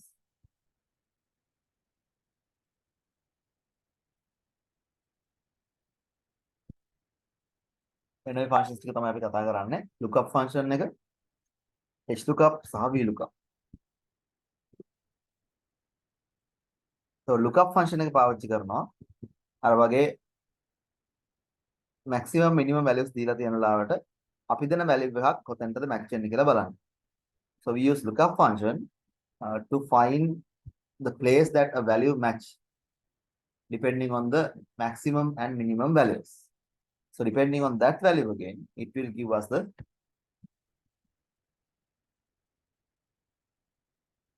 these are the functions that will give us the result. That is lookup function. We can take down notes.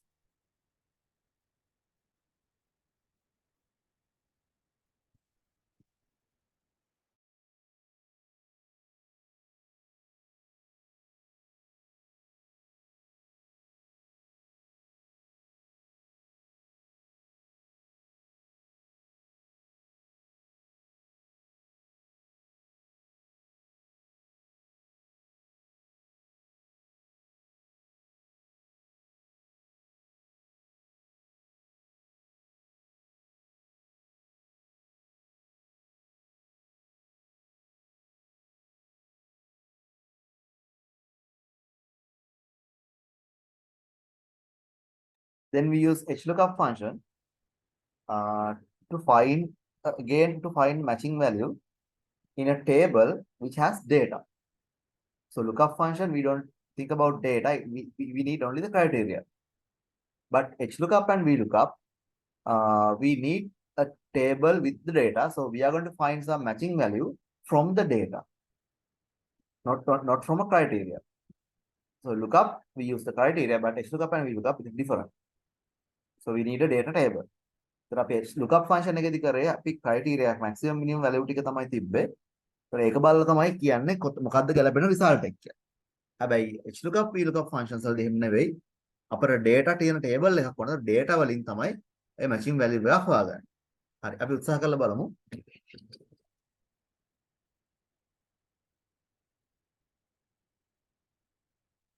Right. Here we look up activity. So we have a table with data.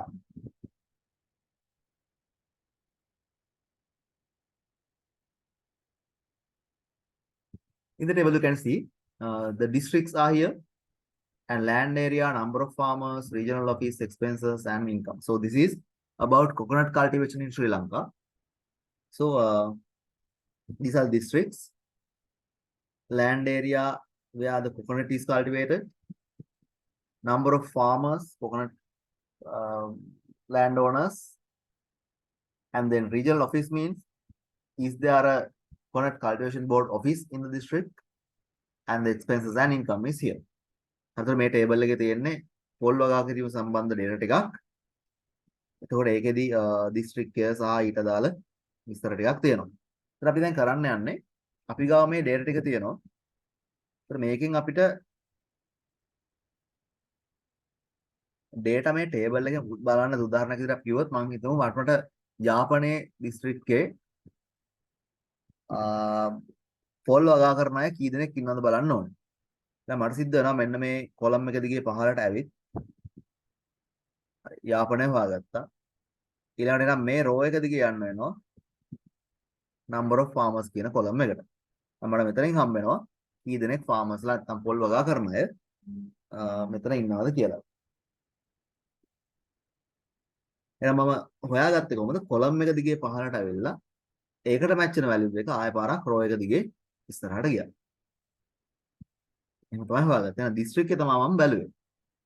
district යනවා තමයි හෙව්වේ. එතකොට number of farmers කියන්නේ තුන්වෙනි column එකේ තියෙන value එක district එකට ගලපෙනවා.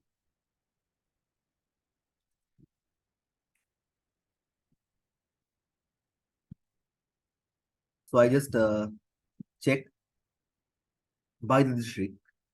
So I had to come through the district column and find the relevant district, and through that I had to move towards the to move through the row, and then in the third column I could find the value. So like that, the key point or the key value that I initially check is the district. That's the lookup value. ඒකට තමයි අපි lookup value එක කියන්නේ. මොකක්ද අපි ගෙනල්ලා බලන value එක. එතන මට ඕනුනේ යාපනයේ district එකේ කොච්චර වගා කරන අය ඉන්නවද කියලා දැනගන්න. එහෙනම් යාපනයේ කියන එක ජස්නා කියන එක තමයි lookup value එක. දැන් lookup value එක අරන් ඇවිල්ලා මෙන්න මේ table එකේ හොයනවා කොහෙද තියෙන්නේ. හරි ඒක මැච් වුණා. එහෙනම් ඊට අදාළ මොන column එකේ අගයද ගේන්නේ? තුන්වෙනි column එකේ අගය තමයි ගේන්න ඕනේ. දැන් ඒ අගය තමයි 1562 කියලා කියන්නේ. Right, so that is how we can use VLOOKUP function. The VLOOKUP function එක use කරන්න එහෙම vertical lookup ඒ කියලා කියන අපි උඩ ඉඳන් පහළට column එකක් දිගේ තමයි value එක check කරගෙන එන්නේ. මට ඕනේ වවුනියා නම් කුරුණෑගල නම් I have to go down in this column by checking for Kurunagala. Here is found. So that's the lookup value is Kurunagala. So I'm just looking for the value here. Then if I need to know the expenses, then again I have to move through the row until I found expenses. So expenses are in the fifth column. I can take the value now. So මම එනම් මේ district එක කුරුණෑගල පහළට මේක දිගේ ඇවිල්ලා කුරුණෑගල හොයාගත්තා. ඊට පස්සේ ඒක දිගේ පස්වෙනි column එකට ගිහිල්ලා expenses හොයාගන්න. හරි. ඕක තමයි strategy එක. Okay. So in this place we have to enter the district. දැන් මෙතන අපි district එක enter කරාට පස්සේ අපිට හම්බ වෙනවා නම් ඊටු data ටික automatically මේ ටිකේ fill වෙනවා. අපි බලමු මම ඉස්සෙල්ලා නිකන් district එක type කරලා ඉන්නම් candy.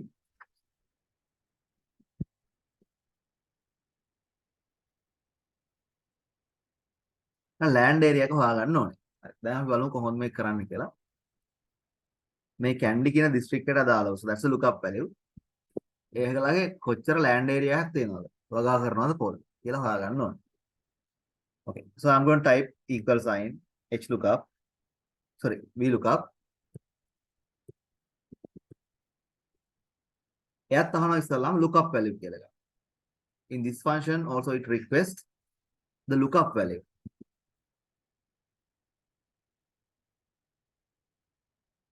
Lookup value කියන්නේ නම් district. එහෙනම් අපි district යනවා තමයි හොයන්න යන්නේ land area කොච්චරක් තියෙනවද කියලා. So lookup value is district because with the lookup district we are going to check in Kandy district what is the land area used for coconut cultivation. So then lookup value is the cell which has the district name.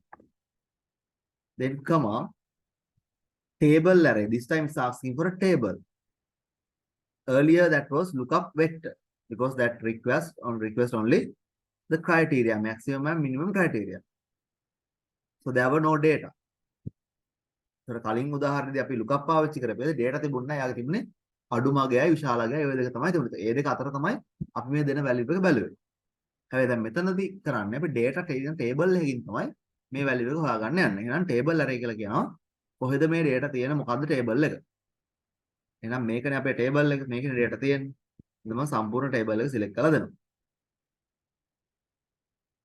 lookup value එක හරි table එක හරි. ඊළඟ command. column index කියලා එකක් අහනවා. ඒ කියලා කියන්නේ අපි දැන් අර district එකේ තියෙන column එක දිගේ පහළට බලන් ආවම අපිට අදාළ match වෙන district එක හම්බ වෙනවා. ඊට පස්සේ data ගේන්න ඕනේ මොකේද? data ගේන්න ඕනේ මොන column එකේද? කියන එක තමයි බලන්න තියෙන්නේ.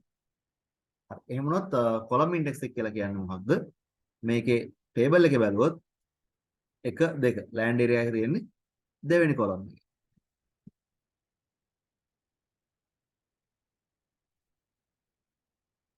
එහෙනම් අපිට කියන්න පුළුවන් මේක දිහා බලලා Kandy කියන district එකට මේ table එකකින් match වෙන දෙවෙනි column එකේ තියෙන value එක ගේන්න. So that's a column index.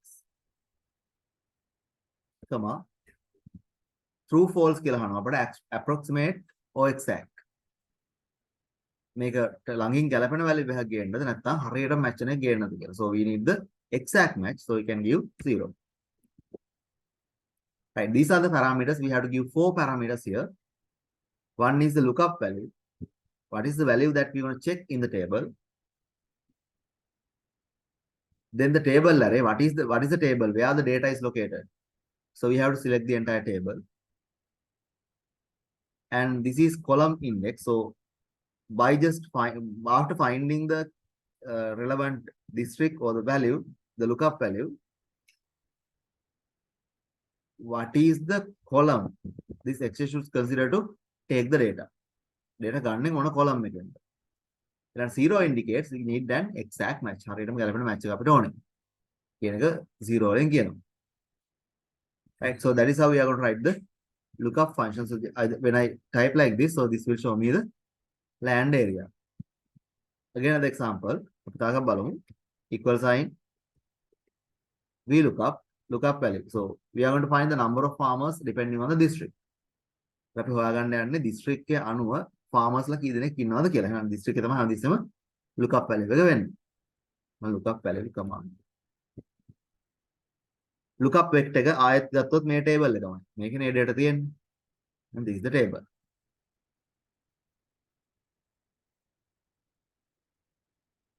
Comma column index. Now the column index is 1 2 3. Number of farmers ඉන්නේ තුන්වෙනි column එකේ.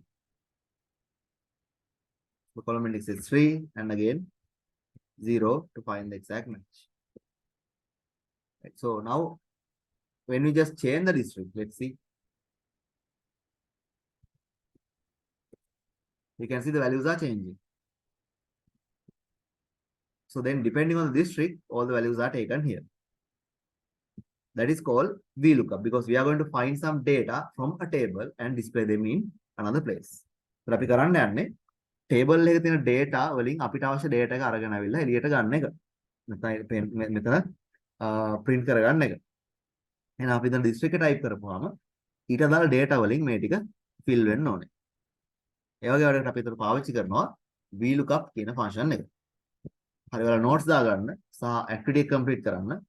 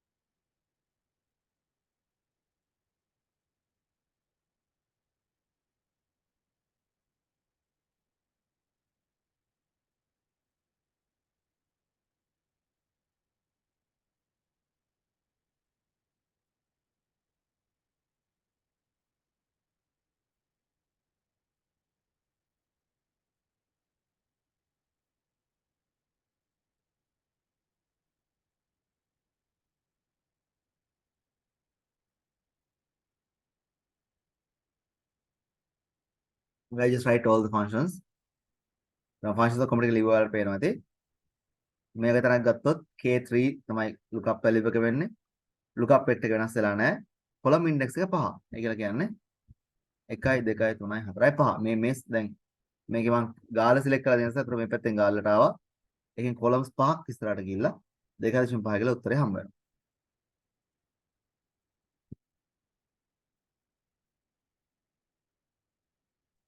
හරි ඔයාලා note කරගන්න සහ ඉක්මනින් complete කරගන්න. ඒ අතර lookup value එක සම්බන්ධ සහ VLOOKUP value එක සම්බන්ධව ප්‍රශ්න තියෙනවා නම් අහන්න.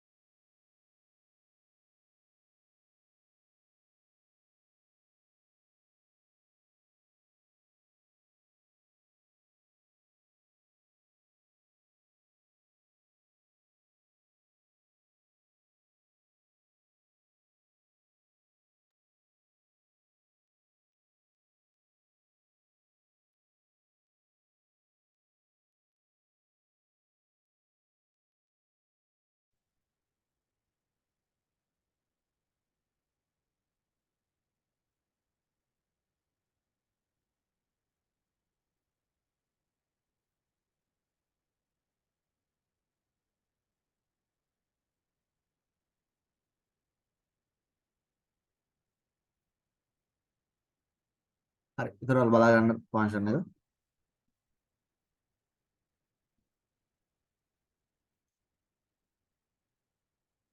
අපි ඊළඟට යමු. එතකොට මම හිතනවා ඔයාලා සම්පූර්ණ කරන්න නැති කියලා.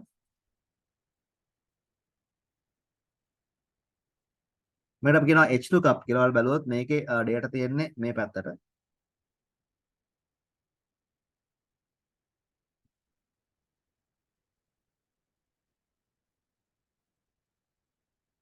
කලින් table එකේ data තිබුණේ පහළට. මේ තමයි headers ටික.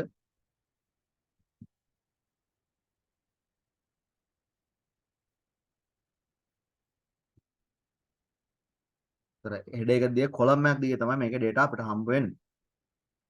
So here in this table the data is in columns. But in this table data is in rows. ඒතර මේකේ තියෙන්නේ row වල තමයි data තියෙන්නේ. මේ variety කියලා කියන්නේ poll වර්ග ටික. run poll, juan, mursi ඔහොම තියෙන්නේ. poll වර්ග ටික. So these are type of coconuts trees and their structure and root, then crown. Crown means the head of the tree. So like that data is given in vertical direction. මේක data දීලා තියෙන්නේ vertical පැත්තට නැත්නම් row එකක් දිගේ. එහෙම අවස්ථාවක data තියෙනවා නම් ඒක data ගන්න පාවිච්චි කරනවා HLOOKUP function එක. horizontal lookup.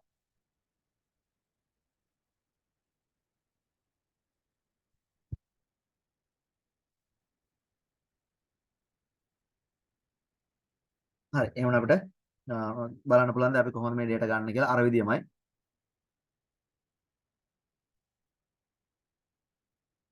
එහෙනම් අපි variety එක select කරපුවාම මේ variety දුන්නම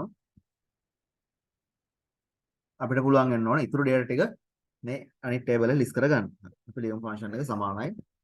So when the variety is given, we should be able to filter the other values. Equal sign.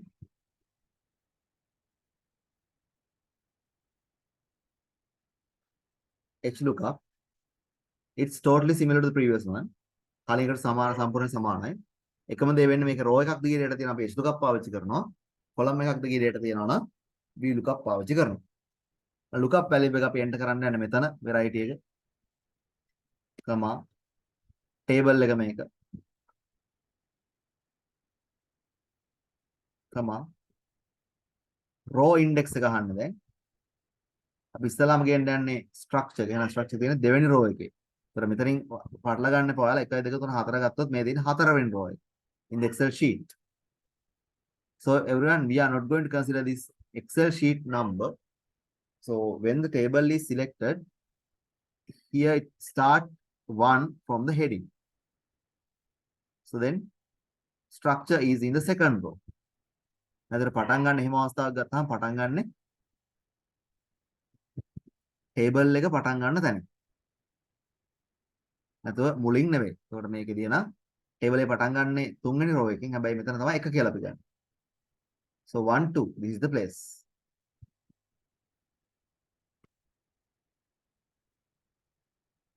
අපිට ලියන්න පුළුවන් දැන් equal sign h lookup මෙතන තමයි බලන තැන තමා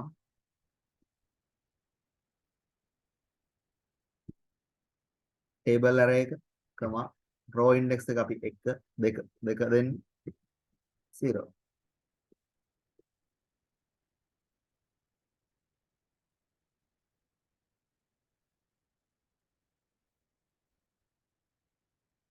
හරි. ඒක not available කියලා නම් මොකද අපි තාම දීලා නැති හින්දා variety එක මම දෙන්නම් variety එක.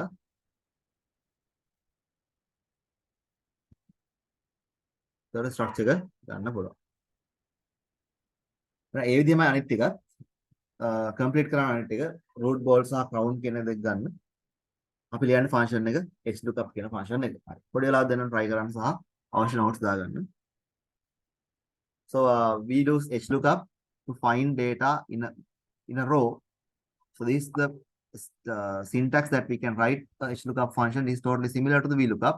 Only difference is the vlookup we check through columns. In hlookup we have to check through rows. hlookup සහ vlookup අතර වෙනස හරියට තේරුම් ගන්න. vlookup පාවිච්චි කරන්නේ table එකේ පහළට column එකක් දිගේ data තියෙනවා නම් hlookup අය පාවිච්චි කරනවා තීරුවක් නැත්නම් row එකක් දිගේ data තියෙනවා නම්. හරි. ඔයාලා උත්සාහ කරලා බලන්න හැමෝම.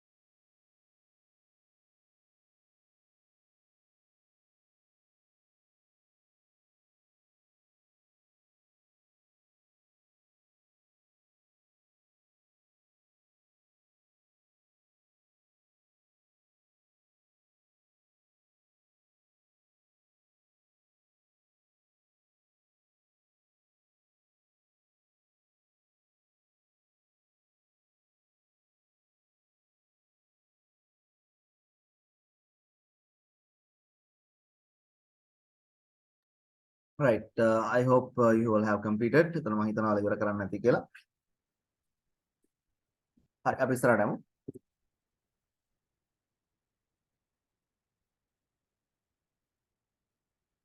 I'm just going to copy the function and enter that into the other cell. මම copy paste කරන්න පුළුවන් මොකද එකම data පාවිච්චි වෙන වෙනස් වෙන්නේ row index එක විතරක් නිසා.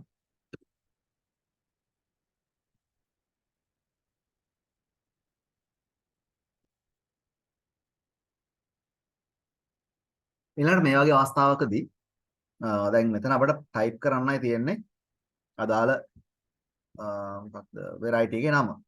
අපිට ඕන තරම් මේකේ spelling වරදින්න පුළුවන් මෙහෙම type කරන වෙලාවට.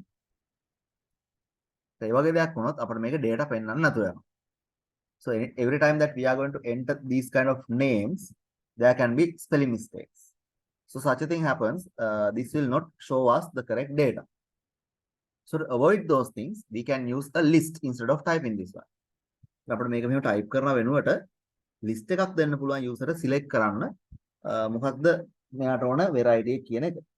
ඒතර type කරන්න දුන්නොත් අකුරු වර්ධීම් වෙන්න පුළුවන්. ඒතර ඒ නිසා අපේ system එක අපේ application එක හරියට වැඩ කරන්නේ නැතුව යනවා.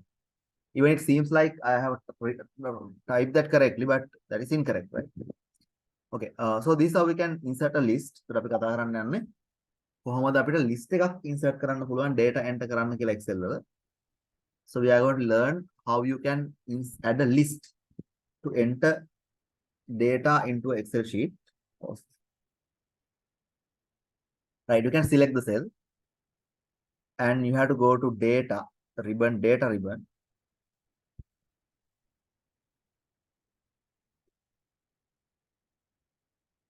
In the data ribbon, you can see data validation. So there is a command called data validation. So අපි යන්නේ data කියන ribbon එකට තමයි.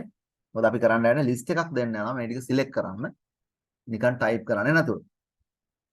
එහෙනම් data validation වලට ගියාම ඒකේ තියෙනවා මෙතන settings වල allow any value.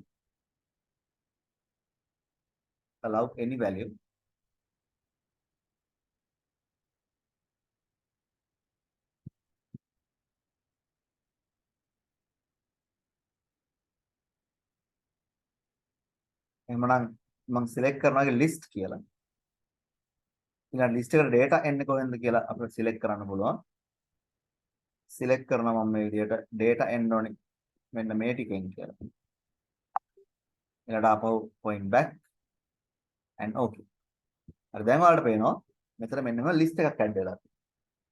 මට හරියම ලේසියෙන් මේ list එකෙන් data select කරලා දෙන්න පුළුවන්. type කරන්න අවශ්‍ය නැහැ දැන්. ඒ වගේම ඔයාලට පේනවා මම select කරද්දී අදාළ data එක වෙනස් වෙනවා.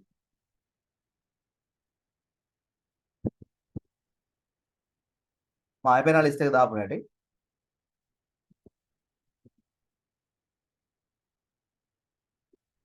ඉස්සලා අපි select කරනවා. cell එක select කරා. ඊළඟට we have to go to first we have to select the cell. Then we have to go to the data ribbon. So we are going to add a list to select items in a cell. So we have to go to the data ribbon. And from there you have to select data validation. In data validation, you can see under settings, allow any value. So that is good. I'm going to change that to list. Allow list.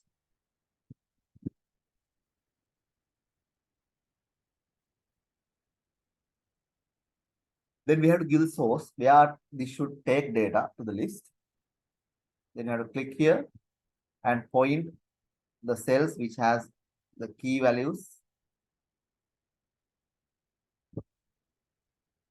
And after that, pointing back, press OK. So then that will add a list.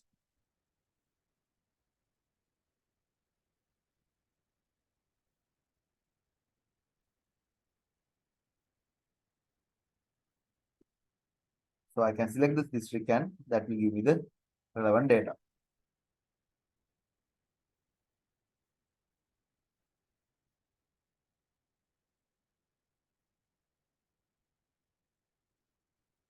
Okay, let's try to add a list here in the previous example also. So to select the district, we are going to give a list other than allowing them to type the name of the district. District එක නම වගේ ගත්තාම වැරදිම තියෙන අවස්ථාව ගොඩක් වැඩි. ඒ නිසා එහෙම වැරදීමක් වුණොත් මම district එක නම type කරොත් මෙහෙම වැරදිලා. මේ කිසිම value එකක් පෙන්වන්න නැතුව යනවා. district එක කියන්නේ critical point එකක්. ඒතර ඒ වගේ අවස්ථාව අපි data enter කරන්න දෙන්නේ නැහැ. So here you can see if I just type the data mistakenly, the expected output will not receive. එහෙමනම් අපි කරන්නේ වෙනකොටත් list එකක් තෝරලා දෙනවා. හරි ඔයාලා try කරන්න පුළුවන්. I can try everyone. You have to select a list from the district column and allow the user to enter value by just clicking the selecting the district here.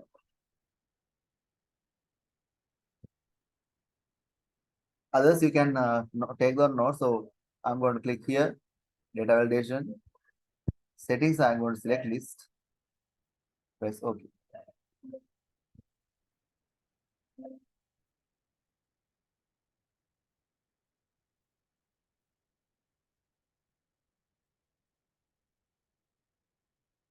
ඊළඟට point කරන්න පුළුවන් කොහෙන්ද data එන්නේ කියන එක.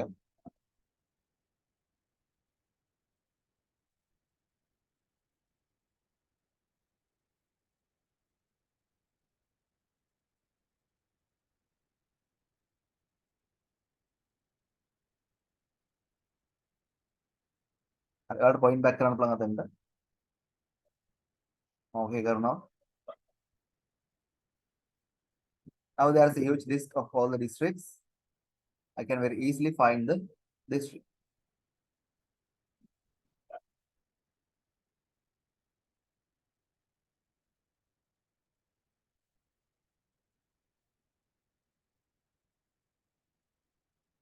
तर අපි එහෙම තමයි list එකක් add කරන්නේ. list එක තමයි නිතර ඕන වෙන command එකක්.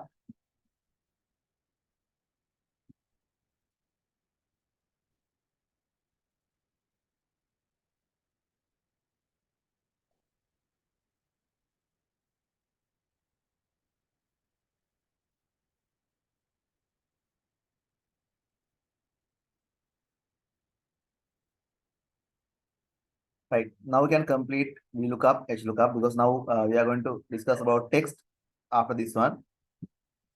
So we just learned how we can develop interactive applications. So if again VLOOKUP, lookup, HLOOKUP,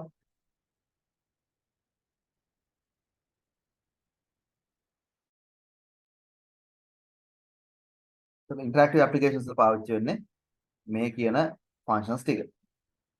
VLOOKUP, lookup and HLOOKUP. So all the interactive applications we always have to use these lookup and VLOOKUP functions. So it is very good that you know this one correctly. ඔයාලා මේක හරියටම ඉගෙන ගන්න වෙනවා ඔයාලට මොකද නිතරම ඕන වෙන ෆන්ක්ෂන් එකක් නිසා. සහ හරිය ඒ දැනුම ගොඩක් වැදගත් ඔයාලගේ වැඩ පහසු කරගන්න.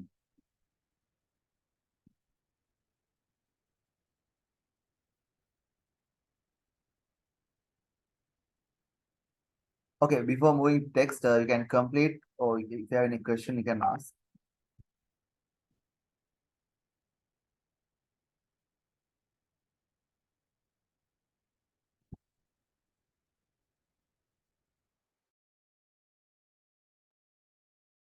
Actually, you can take down your notes and again complete up to now.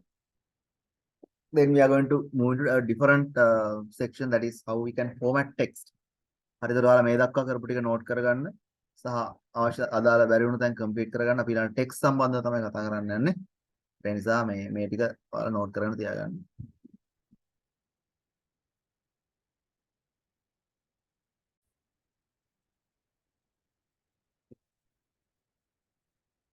I'll repeat the previous activity again.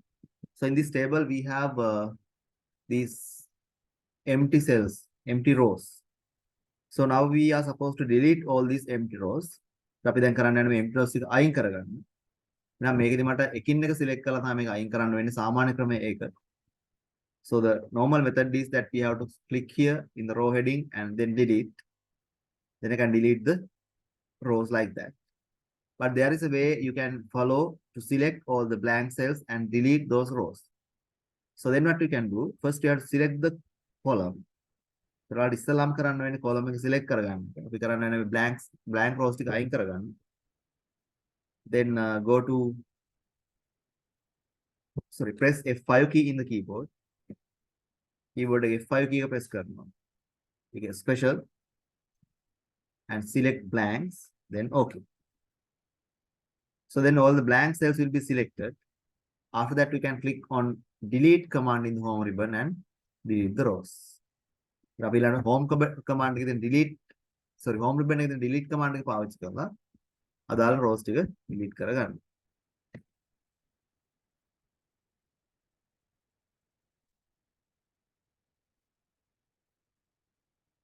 හරි ඊළඟ නම තියෙනවා මෙතන. නම අපිට බලනවා lower case, upper case සහ proper. ඊළඟට අපි කතා කරන functions ටික තමයි lower case, upper case and proper. So these are the functions. Lower, upper and proper. So lower function is used to convert all the text into simple letters.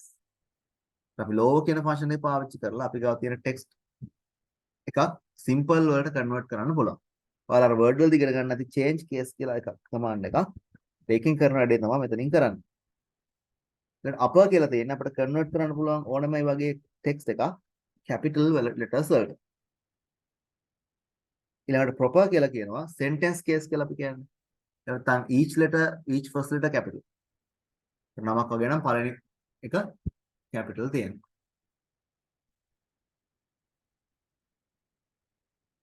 හරි අපි පාවිච්චි කරලා බලමු.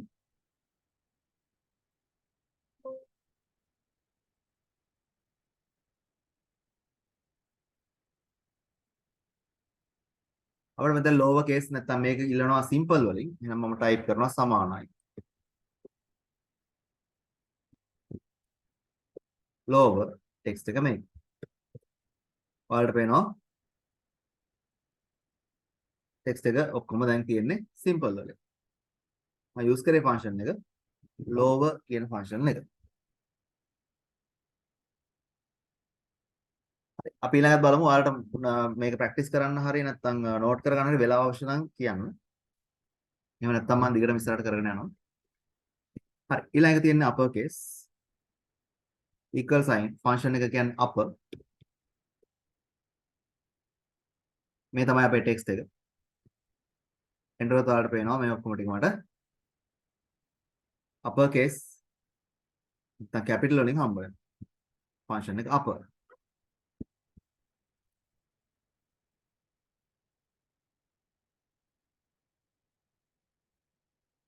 ඊළඟ proper කියන function එක equal sign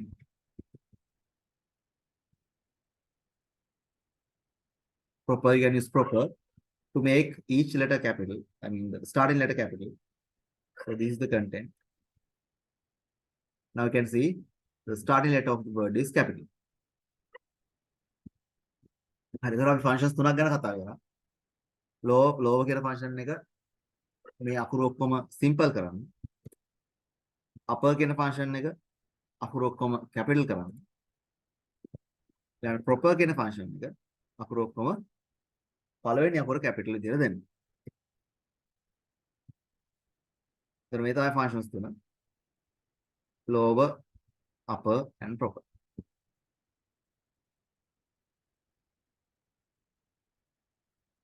Okay, we can take those notes and again try.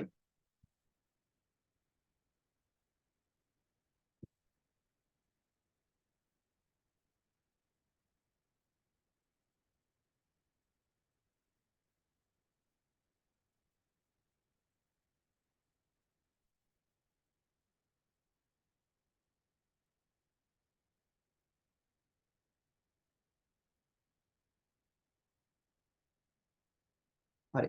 ඊට පස්සේ අපි බලමු. දැන් මේකේ මේ හැමතැන වලට පේනවා තියෙනවා මැද ලොකු ඉඩක් ස්පේස් එකක්. ඒකට ඒක එච්චර ගැලපෙන්නේ නැහැ නැත්තම් හරියට මේක ටයිප් වෙලා නැහැ.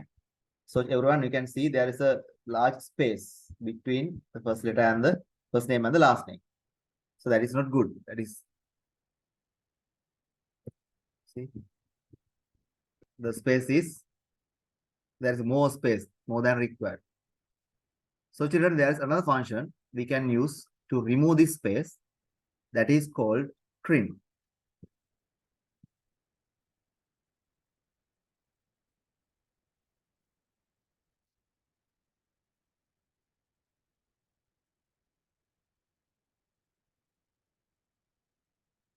That function is trim.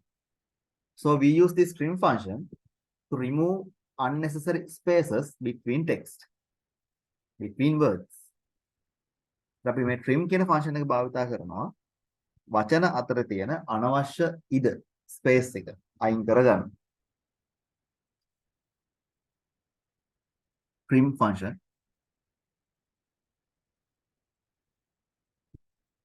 We use that to remove unwanted or unnecessary space between words.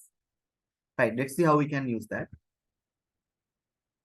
I'm going to take a new, sorry, I don't have to take, I can add that here, but to explain you, I'm going to insert a new column. මම ඔයාලට මේ explain කරන්න ඕන නිසා මම ඇදලා column එකක් ගත්තා.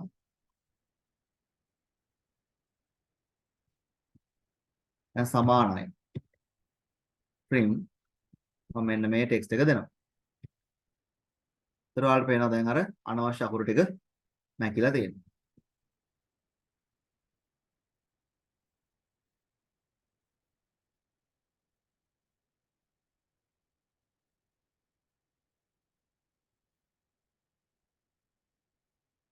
දැන් හැම එකම අනවශ්‍ය ස්පේස් තිබුණු දේවල් අයින් වෙලා තියෙනවා. So I just use the trim function, trim and the text, so that will remove unnecessary space from words, between words.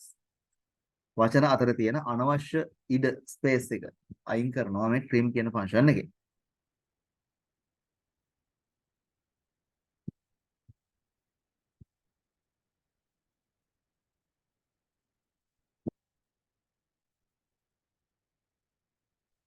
Right. So 3 functions: lower, upper, proper, and then we learn trim. Right now, if you want, you can just change B4 to this one, and here also same.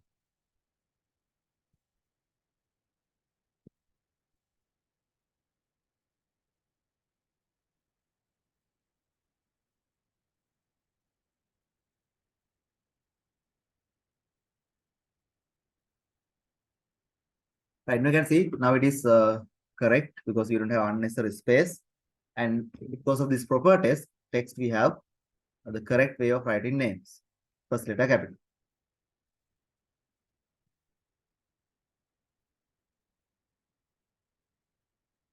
Okay, next function we are going to use is left, right, and mid. So those are the functions we're going to discuss now. අපි දැන් කතා කරන්නේ මේකේ left, right සහ mid කියන functions ටික.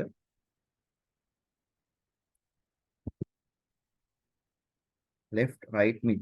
left කියන එක පාවිච්චි කරනවා වම් පැත්තේ ඉඳලා අකුරු ප්‍රමාණය වෙන් කරගන්න text එකකින්. So we use left function to separate several number of text or characters from a string. string එකකින් නැත්නම් text එකකින් අපිට අවශ්‍ය කරන ප්‍රමාණයට විතරක් අයින් කරගන්න left, right සහ mid පාවිච්චි කරනවා. So left means we can remove a part of a sentence from left side. Right means we can remove a part of a sentence from right side. Again, mid means we can remove a part of middle part of a sentence. That is mid. So left කියන එක සහ මේ right mid කියන functions පාවිච්චි කරන්නේ අපිට තියෙන වාක්‍යයකින් නැත්නම් අකුරු set එකකින් string එකකින් අපිට අවශ්‍ය කොටසක් විතරක් වෙන් කරගන්න. අවශ්‍ය කොටසක් වෙන් කරගන්න. We can use trim function. Sorry, we can use left, right and mid functions. So left කියන එකෙන් අදහස් තමයි වම් පැත්තේ ඉඳලා කොටසක්. right කියන එකේ අදහස් තමයි දකුණු පැත්තේ ඉඳලා කොටසක් අයින් කර හැකි. mid කියලා කියන්නේ මැදින් කොටසක් අයින් කරන්න පුළුවන්. හරි අපි බලමු කොහොමද කරන්නේ කියලා.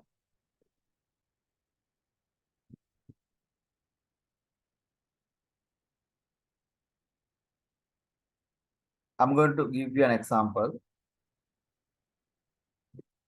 I have several words here.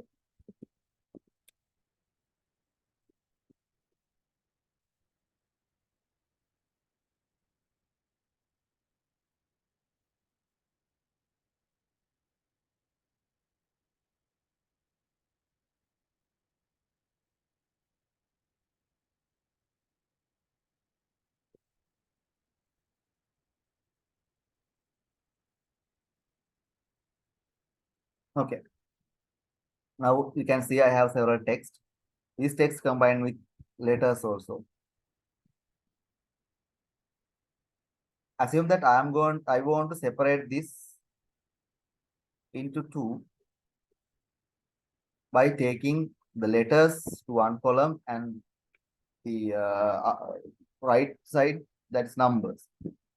Actually that hasn't to be always numbers. However, මේක මට දෙකට බෙදා ගන්න ඕන මෙතන ඉඳලා මේ පැත්තට එක කොලම් එකකට සහ ඊළඟට මේ ටික තව කොලම් එකකට. ඒකට තමයි අපි පාවිච්චි කරන්නේ left, right සහ mid කියන functions ටික මේ වගේ දෙන text එකක් කොටස් වලට වෙන් කරගන්න. So we use left, right and mid functions to separate this kind of text. හරි අපි බලමු මම දැන් මට මේක ඕනේ අකුරු ටික මෙතෙන්ට වෙන් කරගන්නයි. එනිසා මම ලියනවා left function එක පාවිච්චි කරමු. වම් පැත්තේ අකුරු ටික තියෙන්නේ. So I want to separate the text from this statement, this string. So I'm going to write equal sign left. Now you can see in the instruction text and number of characters. අපි මෙයාට දෙන්න ඕන පොඩි දේවල් දෙකයි. එකක් තමයි මොකද්ද text එක කියන එක. අනික අකුරු කීයක්ද කියන එක. Text එක මොකක්ද සහ අකුරු කීයද. So we have to give the text and the number of letters. So here we have 1, 2, 3, 4, 5 altogether. 5 letters are there. So I'm going to give this is the text and I want to separate left 5 letters. මට වෙන් කර ගන්න ඕනේ මේ කියන text එකේ කියන text එක මේකේ වම් පැත්තේ ඉඳලා ඉලක්කම් පහක් නැත්නම් characters පහක් ඉස්සරහට. You can see it separates only the text because I have given the number as 5. එතකොට මුලින් පටන් අරගෙන පහක් ඉස්සරහට අවිත් තියෙනවා. Okay, then I want to separate this right part of the statement or the string. මට දැන් මේකේ දකුණු පැත්ත අයින් කරන්න. දකුණු පැත්ත අයින් කරගන්න left එකෙන් බෑ. එහෙනම් මේ තියෙන ඉලක්කම් ටික මට separate කරගන්න ඕනේ නම් I have to use another function that is right. ඒතර මට ඒ right දකුණු පැත්ත නම් මෙහාට නම් අයින් කරගන්න ඕනේ. මම පාවිච්චි කරන්න ඕනේ right කියන function.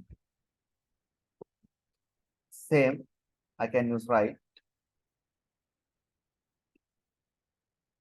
The text is this one, comma, and how many characters? 1, 2, 3, 4. See, that trims or separate the word into two. Letters from left side and again letters from right side. The functions are left and the other function is right. Okay, you can try. You can just prepare a Excel sheet like this, that and this, and you can try.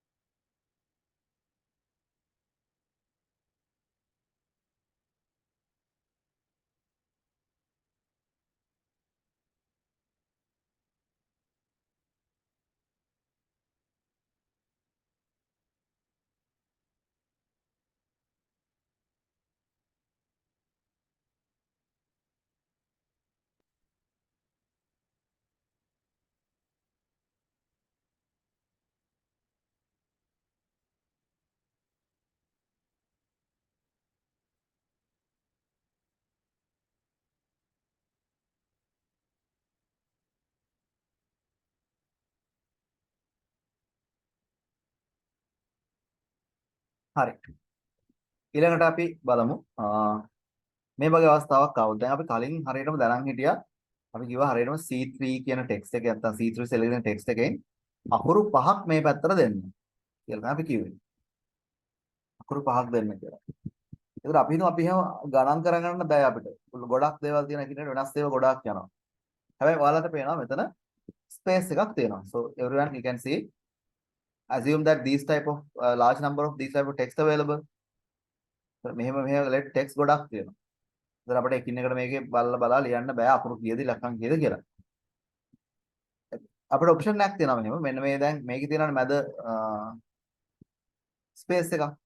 මේ space එක target කරගෙන අපිට පුළුවන් ගණන් කරගන්න අකුරු කීයක් එනවද කියලා. I'll show you. You can see the space here.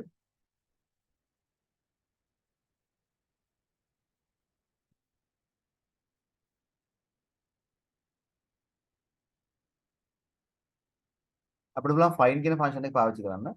You can use the find function. Equal sign. Find, you can see. Find text within text. So find text කියලා කියන අපිට මොකක් හරි ඕනම character එකක් හොයන්න පුළුවන්. ඒක අපි දෙන text string එකක් ඇතුලේ. ඒතර මෙයා දෙන්නේ එතෙන්ට යනකම් ඉලක්කම් කීයක් යනවද කියන එක තමයි මෙයා දෙන්නේ. හරි අපි බලුවොත් මේකේ 1 2 2 3 4 ඉලක්කම් 4ක් තියෙනවා. හැබැයි ඊට පස්සේ ස්පේස් එකක් තියෙනවා. එහෙනම් මට පුළුවන් මේකේ ස්පේස් එක හොයන්න මේ ටෙක්ස්ට් එක ඇතුලේ කීයක් වම් පැත්තේ ඉඳන් ගියාට පස්සේද මේ ස්පේස් එක හම්බ වෙන්නේ කියලා. එහෙනම් මේක තමයි ටෙක්ස්ට් එක. මට උත්තරේ හම්බ වෙනවා 5යි කියලා. එහෙනම් මේ කියන්නේ find වලින් කියන්නේ මේ ටෙක්ස්ට් එකේ ස්පේස් එක හම්බ වෙනකන් එයා characters 5ක් ඉස්සරහට යන්න ඕන කියලා.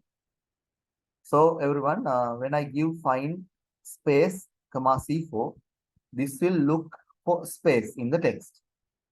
This will check for a space. When it finds any space, it gives me the number.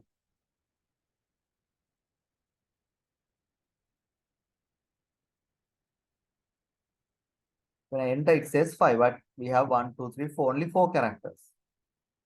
But this one says 5. So find පාවිච්චි කරන අපි කිව්වා අපි වෙන්නේ මොකක්ද? ටෙක්ස්ට් එකක අපි දෙන කැරක්ටර් එක දක්වා තියෙන අකුරු ටික කීයක් තියෙනවද කියලා හොයලා දෙන්න. find function එක.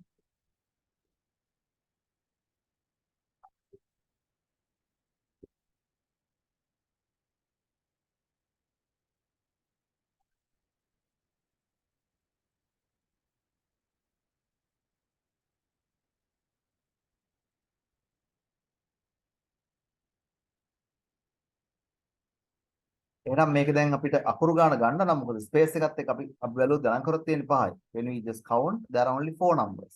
But the answer is given as 5. That is because the space also counted there. With the space, it's 5. But if you want to take the actual value, you have to minus 1 from this function.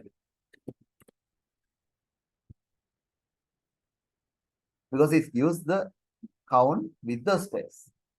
Right, now we can use this function to separate the first part of this text, other than just saying the number. Earlier, you can see left C3 5. So we have mentioned the number. So අපි කලින් කී try කරන් left කියන එක. ඒකෙදී අපි function එක sorry මොනවාද number of characters කීයක් තියෙනවද කියලා දීලා තියෙනවා. හැබැයි දැන් අපි එහෙම ගාන දන්නේ නැත්නම් අපිට පුළුවන් මේ find කියන function එක පාවිච්චි කරන්න ඒ අදාළ characters ගාන හොයාගන්න. ඒ බලමු කොහොමද කියන්නේ කියලා. First, we have to use the left function. Text is this one. Comma then number of characters. So number of characters will be given this from this function. මෙතන අපිට හම්බ වෙනවා number of characters කීයද කියලා. So you can see we can just separate the initial part of this one.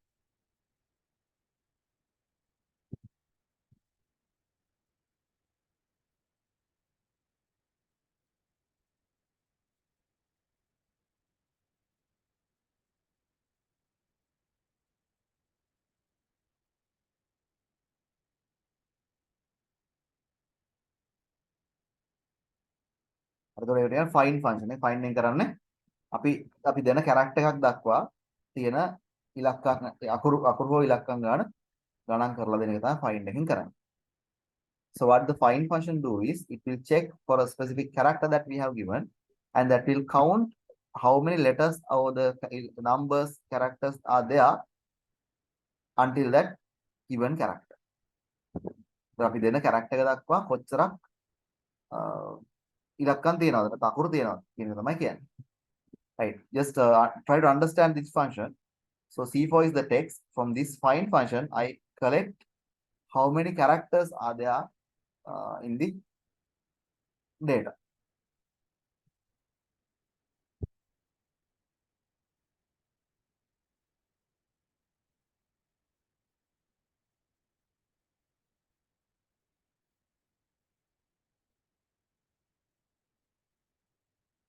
හරි මම හිතනවා find function එක note කරගන්න ඉස්සරහ practice කරන්න නැති කියලා. ඊළඟට mid වලින් ගත්තා. මේ string එකේ 1 2 3 4 5 තියෙනවා. මේක තියෙන්නේ මැදින්. mid function එක ලියන විදිහ චුට්ටක් වෙනස්. මම කරන්න යන්නේ මේකේ 1 2 3 4 5 කියන ඉලක්කම් ටික විතරක් වෙන් කරගන්න.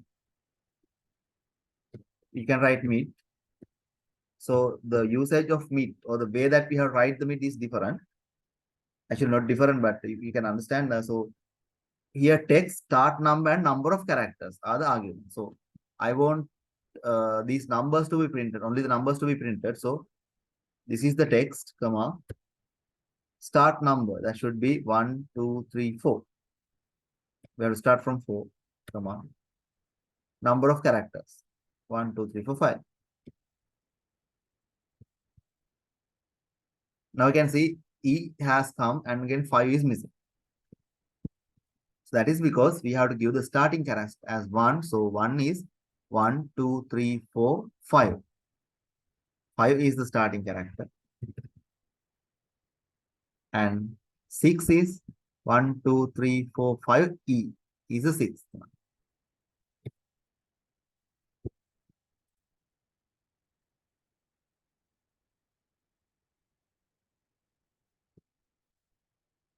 Right.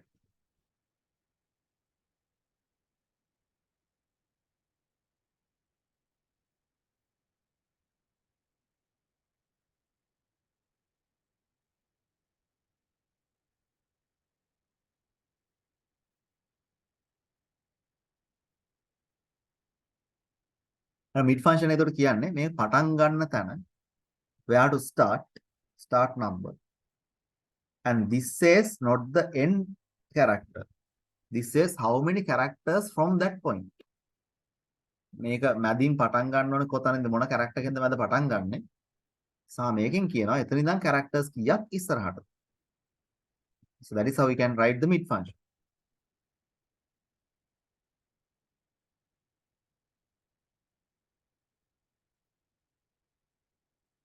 Okay, then again you can use these functions in the table practice.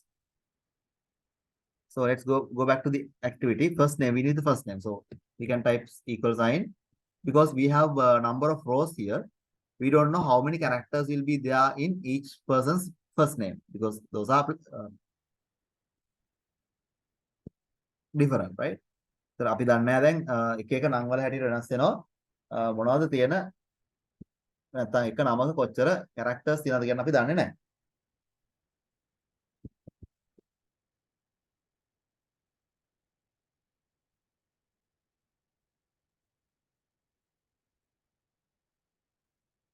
ඒ නිසා අපිට පාවිච්චි කරන්න ඕන දැන් find කියන function එකත් එක්ක.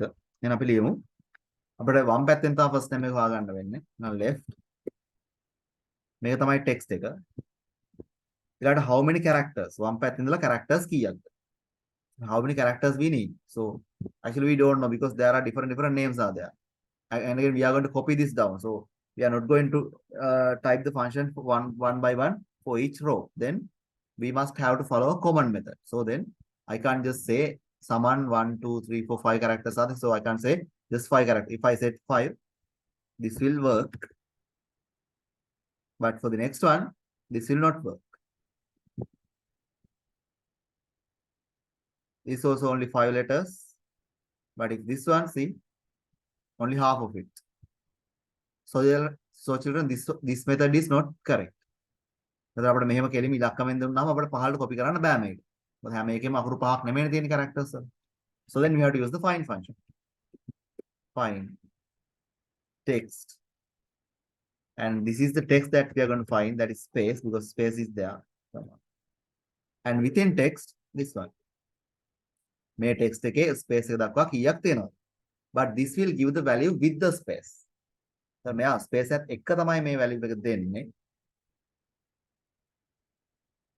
ඉතින් අපේ space එක අයින් කර ගන්න ඕන නිසා මම එකක් අඩු කරනවා. Now when you see he's correctly taking only the first name. See? Okay, I'll show you the function.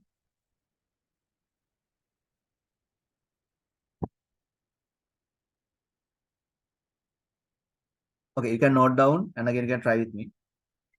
So we just grab only the first name from the full name. When full name එක තියෙන වෙලාවක අපිට ඒකේ first name එක විතරක් වෙන් කරලා අරගන්න පුළුවන් මේ function එක පාවිච්චි කරලා.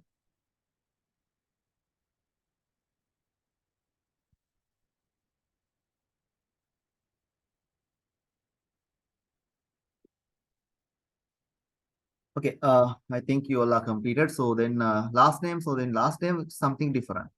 So again, we are going to learn another function that is len.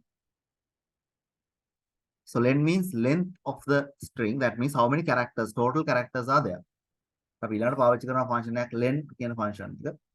ඒකෙදි කියන්නේ මේකේ ඔක්කොම characters කීයක් තියෙනවද? How many characters? So then I'm going to use len for this one. Equal sign. Then it's very simple. We have to just give the text, that's all.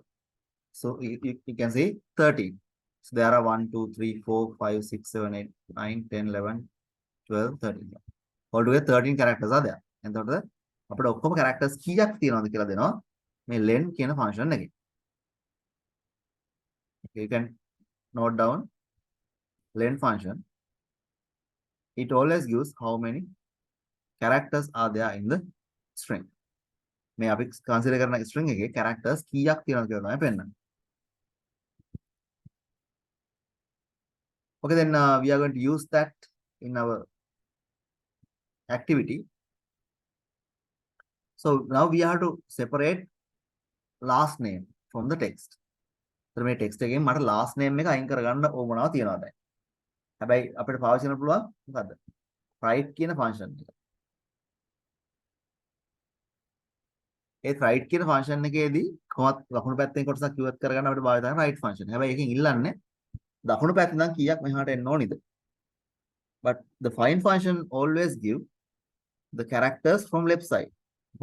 වමේ ඉඳලා කීයක් ඉස්සරහට එන්න ඕනද කියන තමයි find function එකෙන් දෙන්නේ. අතන මෙතන බලුවොත් මේ find කියන කොටසෙන් කරන්නේ වමේ ඉඳලා කීයක්. අඩු කිරීම එක කියලා ආවේ. ස්පේස් එකත් එක්ක මේක දෙන්න නිසා. මොකද අපි separate කරන ස්පේස් එකකින් නිසා. එනකොට len කියන function එක ලියන්න පුළුවන් මෙහෙම. සමානයි.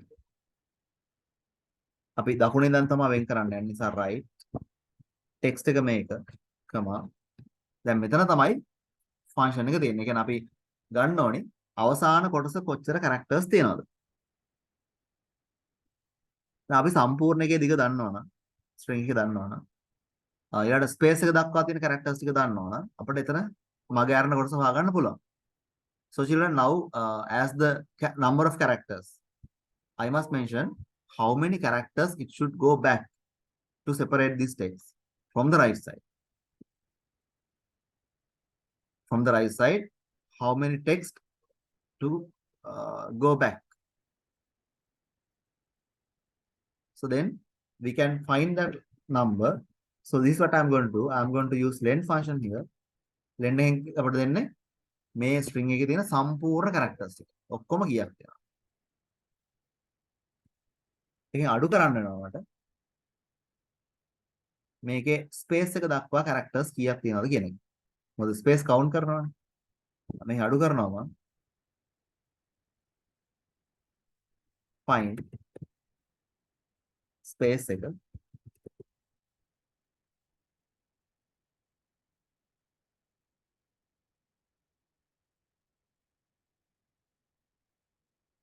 ඊළඟට within text මොකක්ද text එක කියන එක. text එක මේක.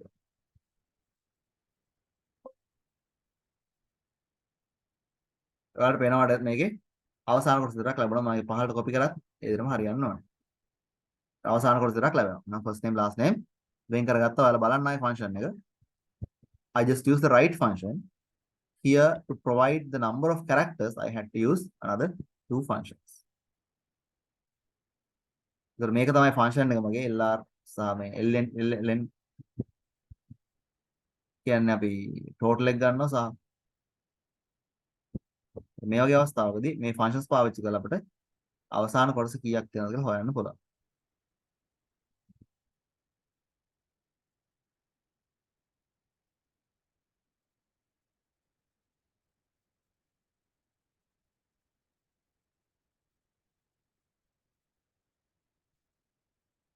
Okay, next on email. So again for the email also we are going to use the concatenate option. We have discussed that earlier. අපේ කලින් බලලා තියෙනවා. So you can type equal sign. Normally we use first name.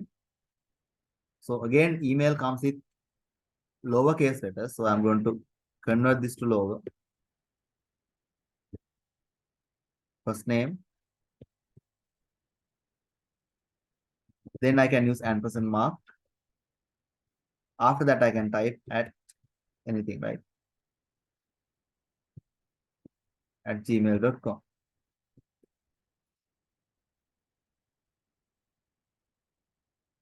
Then when I copy and paste that down, so you can see it's correctly give me the email address. So this is a function. I just convert the first name to lower and then combine or concatenate that with the string. So this is a string. So at gmail.com කියන එක මම නිකන් හිතලා දෙන string එකක්. හැබැයි ඒක තියෙන්න ඕනේ අනිවාර්යයෙන්ම කැරලිකම ඇතුලේ. concatenate mark එකෙන් කරන්නේ මොකද්ද? මේ දෙක එකතු කරලා ලියනවා. දැන් මෙතනදී lower කියන function එකෙන් මෙයාව lower case නැත්තම් ඔව් lower case වලට convert කරලා ඒකටම email එකත් contact කරලා දෙන්න.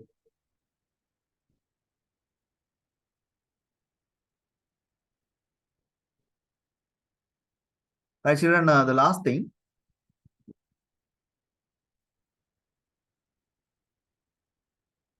So here you can see in our registration number, there is a slash mark. No slash එකක් තියෙනවා. So I want to remove this slash. මම slash එක අයින් කරගන්න ඕනේ. So there is a method you can follow. I think we have discussed about find and replace. So you can select the columns. So you know what I'm going to do is I'm going to remove this slash mark. ඒතකොට අපි ළමයිනේ හිතමු අපිට මේ වගේ එකක් දීලා තියෙනවා. ඒකේ slash mark එකේ තියෙනවා. ඒක අයින් කරගන්න. එහෙම අවස්ථා එන්න පුළුවන්. අපිට ලේසියෙන් පාවිච්චි කරන්න පුළුවන් මේ find and select කියන එක replace.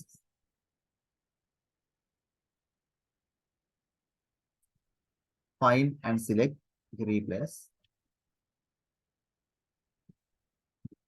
replace කරන්න පුළුවන් මෙන්න මේ slash mark එක replace with කියන column එක empty තියෙනවා.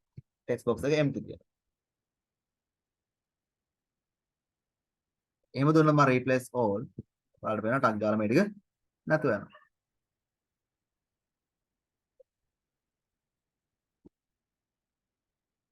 ආයෙත් පෙන්නන්න. So here I have a slash mark in between these letters and here.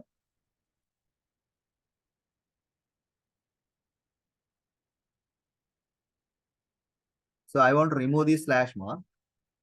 Then I can go to find, replace, and I'm going to find the slash mark. Sorry, here slash mark, and the replace inbox. I'm not going to give any. So when I replace all,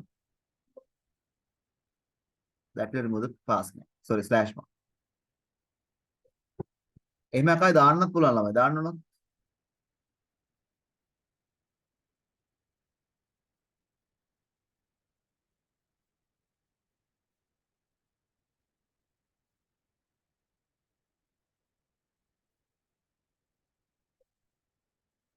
So අපිට ඒවා එකක් දාන්න උනත් පාවිච්චි කරන්න පුළුවන් concatenate option එක.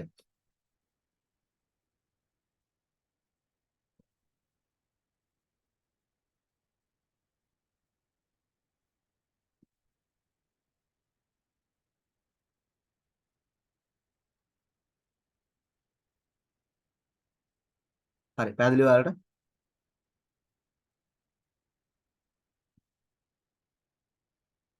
එහෙනම් අපි අදට මේ අද ඇක්ටිවිටි එක මෙතනින් අවසන් කරනවා.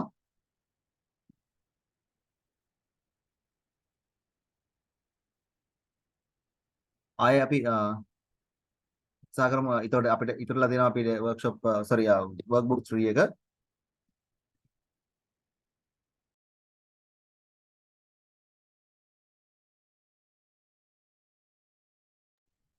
Okay, so let's wind up the session and everyone good night.